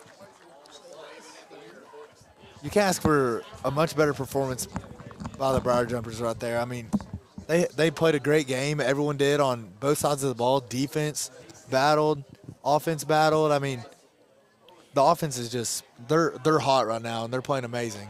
So I mean, Absolutely. Very proud of the Briar Jumpers on both sides of the ball tonight. I think it would have been easy to let those two big plays affect us early because it was 14-12. Yeah. I mean, it was 14-12, close ball game, and then we pulled it right back out. I think that's the example of a well-coached and a well-disciplined team here from your Somerset Briar Jumpers as they're back in the victory formation with about 5 on the play clock. Bruner eyeing the play clock, takes the snap with 1 second left and knees it. Does that about do it for us there?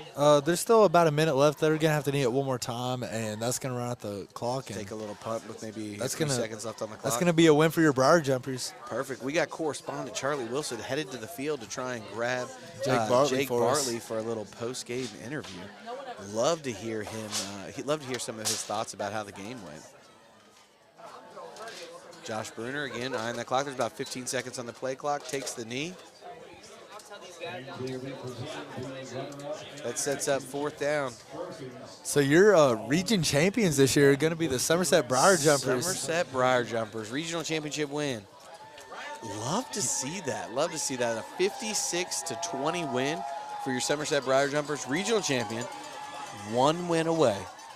From Kroger Field. 1 win away from Kroger Field. Next week, I believe we are going to be taking on Owensboro Catholic at Owensboro Catholic. Am I correct? Yep. Man, let's give a big round of applause. The fans are on their feet. Give it a big round of applause to the regional champion, Somerset Briar Jumpers. Very well-deserved victory here tonight. I think you take it back to that. I believe in the second quarter, again, we talked about it, was 14-12 in the second quarter. Yeah. 14-12 in the second quarter. Didn't stop us. We came back for the win. Cooper just scored another touchdown, putting them up 23-14 over Southwestern with about 3 minutes left in the fourth quarter. Looks like we're going to be representing the entire county then, going down to Owensboro next week. I think these guys are going to have a lot of confidence going into next week. They're just going to go down there, play their game, and, hey, you got to think. Absolutely. 60 minutes away, or not 60, 48 minutes away from Kroger Field. That's the way you got to look at it. 48 minutes away from Kroger Field. And you talked about it a little bit. This team really has deserved it. They've had a great season, battled adversity in certain games, especially looking at like the first game of the season with some mishaps, right? Came back, bounced back. The Glasgow game, right? That feels like it was forever ago, but that was another game where we had a lead and we kind of blew it at the end there. But now we're out here, we're focused, we're playing great offensively, we're playing great defensively, and I'm really glad to see these Somerset Briar Jumpers out there on the field. Looks like they are about to get their regional trophy, regional champion trophy. Love to see them celebrate each other, Collier. You got to feel excited for Coach Clay Clevenger. I mean, he comes in here first year and a region title. I mean, that's just great. I mean, it's great to see, and I think all of Briar Jumper Nation is really proud of this team, and you know, it's not over yet. Job's not finished, in the words of Kobe Bryant. Job's not finished. You got your Somerset Briar Jumpers jumping helmet to helmet out there, celebrating their victory moving forward. Going to Owensboro Catholic next week, though, is going to be a little bit of a challenge, but I think the Somerset Briar Jumpers will be pretty excited about it. Oh, they're grabbing the cooler. It looks like they're going to dump the cooler on Coach. Oh, no. Josh Bruner, Isaiah Lewis got the cooler. He doesn't see it coming. He don't. He doesn't see it coming. They're sneaking around. Oh, on the camera. They're sneaking around. They don't see him coming. They don't see him coming. They got him. They got him. They got him. There we go. Celebrating with their coaches. You love to see that out there on the field. We're going to let them celebrate for a few more minutes. We may be able to get Jake Bartley up here for you, give you a little insights into the game, maybe some prep for next week. Collier, we talked about how great of a game it was. I mean, just from start to finish. What really stood out to you in the game? I just think the dominance by sorry, I was letting that go. Yeah, man. I think the dominance by the offense it's showing. Like, it's just showing the offensive firepower we have is just insane. Like, we got so many playmakers. I mean, it's not really normal to put up. How many points did we put up? 56? 56. Last week we put up 50-something. In round 3 of the playoffs, I mean, you got to be proud of the guys, and I think they're excited. What do you think Somerset did really good tonight, and what did you take away from the game? I think kind of like what you talked about at the start of the game. Got to have that team game. It was a complete team game, right? Everybody picked up everybody. We saw a few mishaps happen, but those mishaps they didn't let kind of get out of the way. Yep. I mean, I can't talk about this enough. Like, the score was big at the end, but it was 14-12 in the second quarter, right? It was. That could have easily went either way. But your Briar Jumpers came out, and you talk about the Hughes brothers. You can talk about our defense, right? Zach Coger tonight. You talk about all these players. Again, you know, we give shout out to all the players, but who was somebody that stood out to you offensively tonight, Collier? Well, I'm not going to take the easy way out this time because, you know, there's one guy who always, I mean, he does his thing every week. But I got to give a shout-out to my boy Caden. I mean, you know, big receiving touchdown. He had a bunch of nice receptions. He probably had five or six receptions tonight. If I could be wrong, but he played a great game. I mean, he helps them spread the ball out, be able to throw the ball deep sometimes, and just a great game from him. Yeah, we've talked about all the weapons they have all season. I don't think you can go wrong. Obviously, you know, you're acknowledging Cam and all that, and he definitely put up some serious numbers. Caden also had the really nice kickoff return tonight, right? Brought it back down. Yeah, I almost forgot about that. That was big early in the game when it's nice and close. That was just a great return there. Caden C.D. Samala again. For me, man, my award's going to the offensive line. It is. I think it's 2 weeks in a row for me. The pushes they got up front, we hope everybody's healthy and can bounce back again next week. But they worked super, super hard, and I was super, super proud of the efforts that they gave. We got our correspondent down on the field, Charlie, talking right now.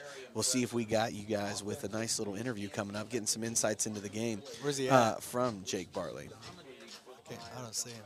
Right down there before. We're going to take a 2-minute timeout. We'll be back with our post-game recap and the final stat after this 2 break. So speaking of, who would you give for defensive player of the game tonight? Defensive player of the game. I'm not going to steal who I think that you're going to say. For me on defense, though, somebody who I thought made some big, big plays tonight, our man up front, Mr. Carter. I thought Mr. Carter played his gaps well tonight. He got his hand on a few balls, tipping some passes. He was kind of that X factor on the defensive line, right? We saw Koger getting in there. I'm sure you're going to talk about him. I don't want to steal that from you. But I think Mr. Carter, man, Mr. Carter came out there and played great. I'm very proud of him, the way he worked. And he's only a sophomore as well, so you got a few more years of him up front as well. We have some amazing seniors on this team, and we have some amazing underclassmen as well. So it's going to be cool to see this team kind of go. It looks like we might actually have Isaiah Lewis coming up to the booth. Really? It looks like we got number 2 Isaiah Lewis coming up for a little post-game chat. I actually have a couple guys for our defense player of the game. Yeah, I'm going to do a lay it on me, co-defense player of the game. So, obviously, my first one, Zach Koger. He played a great game, got in the backfield, made some great tackles. I mean, he's just a playmaker on the defensive side. He can do it all. My second guy, I got to give it to Cam Hughes. I mean, he always makes great tackles, gets downhill super quick. He got himself an interception tonight. Great pick. I mean, his defensive plays really create momentum that he brings over onto the offensive side, and I don't think that's talked about enough. So he did a great job on both sides. I mean, he does every single time. It's just a normal thing to see anymore, but he does a great job on defense, and I don't want that to go underappreciated. Yeah, you really could go Cam Hughes for every award on the field, right? Just the way he plays and the tenacity he takes. But kind of one of the best parts about that is he also probably wants to see his teammates get some shine. It looks like Cooper is kneeing the ball out, so it looks like they are going to win their matchup with Southwestern tonight. Minute 13 left. Cooper taking knees up 24-14. So that looks like the end of the Southwestern season. I want to congratulate them on a great season as well. Crosstown rivals, but you never want somebody's season to end. Oh, we are lucky enough to have number 2 Isaiah Lewis come to join you. We're going to be setting up this camera here. Here in a second, we're going to bring him to you. Oh, man. Going to be a great little interview here.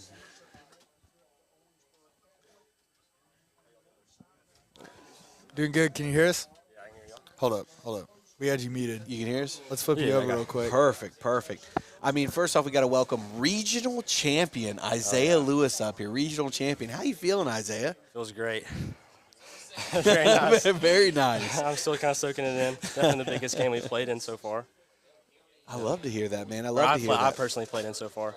Yeah. I think a lot of people can say that too. Yeah, man. It was a great game out there tonight. I mean, you guys were all over the field, offensively and defensively, a great team game.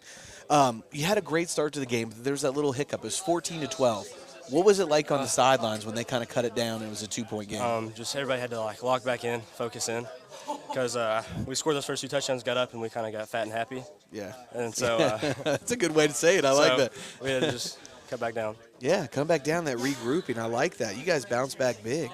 Collier? So, great win tonight. Our offense really showed a bunch of firepower. Our defense did too. You got another interception. You've done a great job on the defensive side this year. What do you think the mindset's going to be going into next week, going to Owensboro as they beat Greene County? Just stay focused. Don't just kind of got to forget about this win, even though it's great. Just got to stay focused for next week. I think that's a great point. And talking about that focus, we talked a lot tonight. We talked a lot tonight about the discipline of the Briar Jumpers out there on the field. The way you guys kind of on the field, like you had a few penalties here and there, but there were nothing too big. When they're kind of getting some personal fouls and you're seeing more flags on the field, how do you guys stay calm and keep it together out there on the field? We just got to know that their season's ended and we're going to next week, so we got to be smart.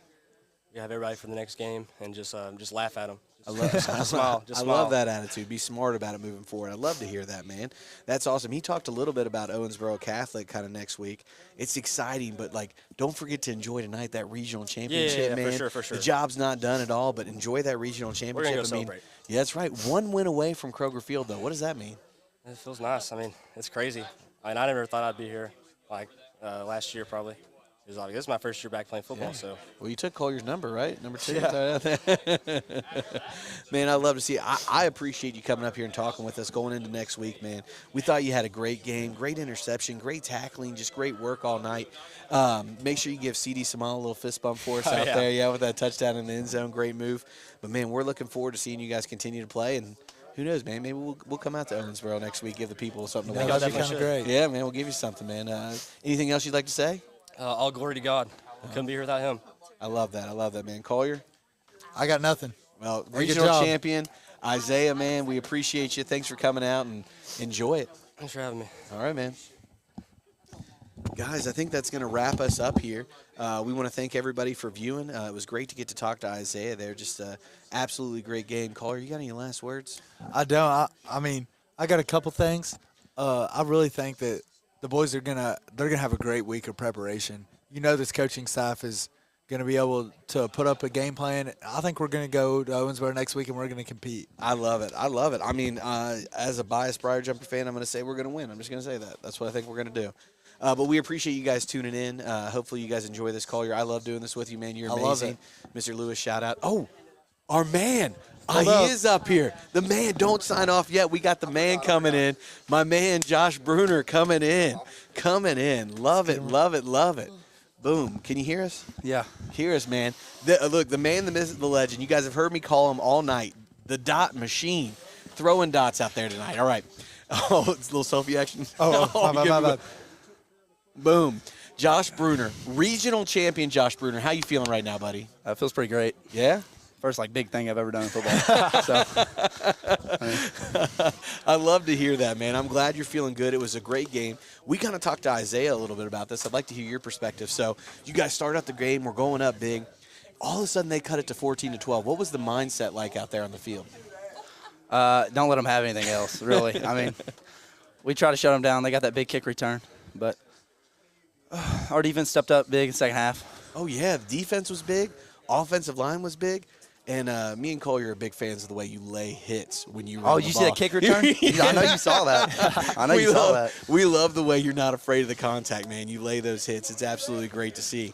Now, the read, right? We were called it up here. Charlie, our man Charlie here goes, we're about to see a touchdown to CD Samala. That's his little nickname we give him. He's a big Cowboys fan. I'm sure he likes that, right? So he goes, here comes a touchdown to CD Samala. What'd you see out there in the play? Coach called a stop and go. We saw the pump fake out there. Yeah, 11 bit up, so I just put it where he can get it. He made a play. Yeah, man, the dot machine, throwing it up there. Caden goes and gets it. Man, we're so happy you're up here with us, kind of going through it. So what was preparation like this week for the big game? Shut down their offense. Yeah. Really, that was basically it. Yeah. They had a high-scoring offense, and we shut them down. What did they score, 20? Yeah, 56 to 20. 56 to 20. Did you guys feel like the weather helped you out a little bit there? Yeah. The rain hurt us a little bit, but we're a run-dominant team. So yeah, they're a pass-dominant team, so it really helped us. Yeah, helped us out big time. And we had some big picks. Cam Hughes, Isaiah, forced a fumble, got in the backfield. I mean, it was just an absolute great time tonight, right? Yeah. Absolute great time tonight. Now, we are one win away from going to Kroger Field, right? And that's like you like the sound of that. You like that. Going into this week, we want to enjoy tonight. We want to celebrate it because you guys are regional champions. You deserve it. What are you guys going to go in? What's your mindset going into this next week? Win. I mean, shut down their offense, too. They scored 50 a game probably. Oh, yeah. So. Yeah. We score more than that, so you know. I don't know. Recently. No, we will. I love it. Josh, man, we appreciate you coming out here. We know you put in the work, and one of our favorite parts about you talking up here is you're one of those guys who does it all, right? You don't care if Cam Hughes is getting the yards, you're making the plays yourself, you're going out there and laying hits, whatever you got to do. We love and appreciate everything you do, man. We appreciate it very much. Thank you very much for joining us, man, and good luck next week. We might try and make that travel out, maybe give you guys some I think you shine, should. I think you should. OCC. All right, man, we appreciate you. Enjoy the win. I will. Thank you. It's good. See you, Jack. Man, that was a great last second. I'm glad he remembered, man. My man, Josh Bruner, coming up here. We love him at the helm. You got Isaiah Lewis talking to. He kind of interrupted your points. Did you have anything last you wanted to wrap up? Not really. I think that summed it up great. Well, we appreciate everybody who viewed. We hope you guys have a great evening. We might see you next weekend. But go Jumpers. Yep, go Jumpers.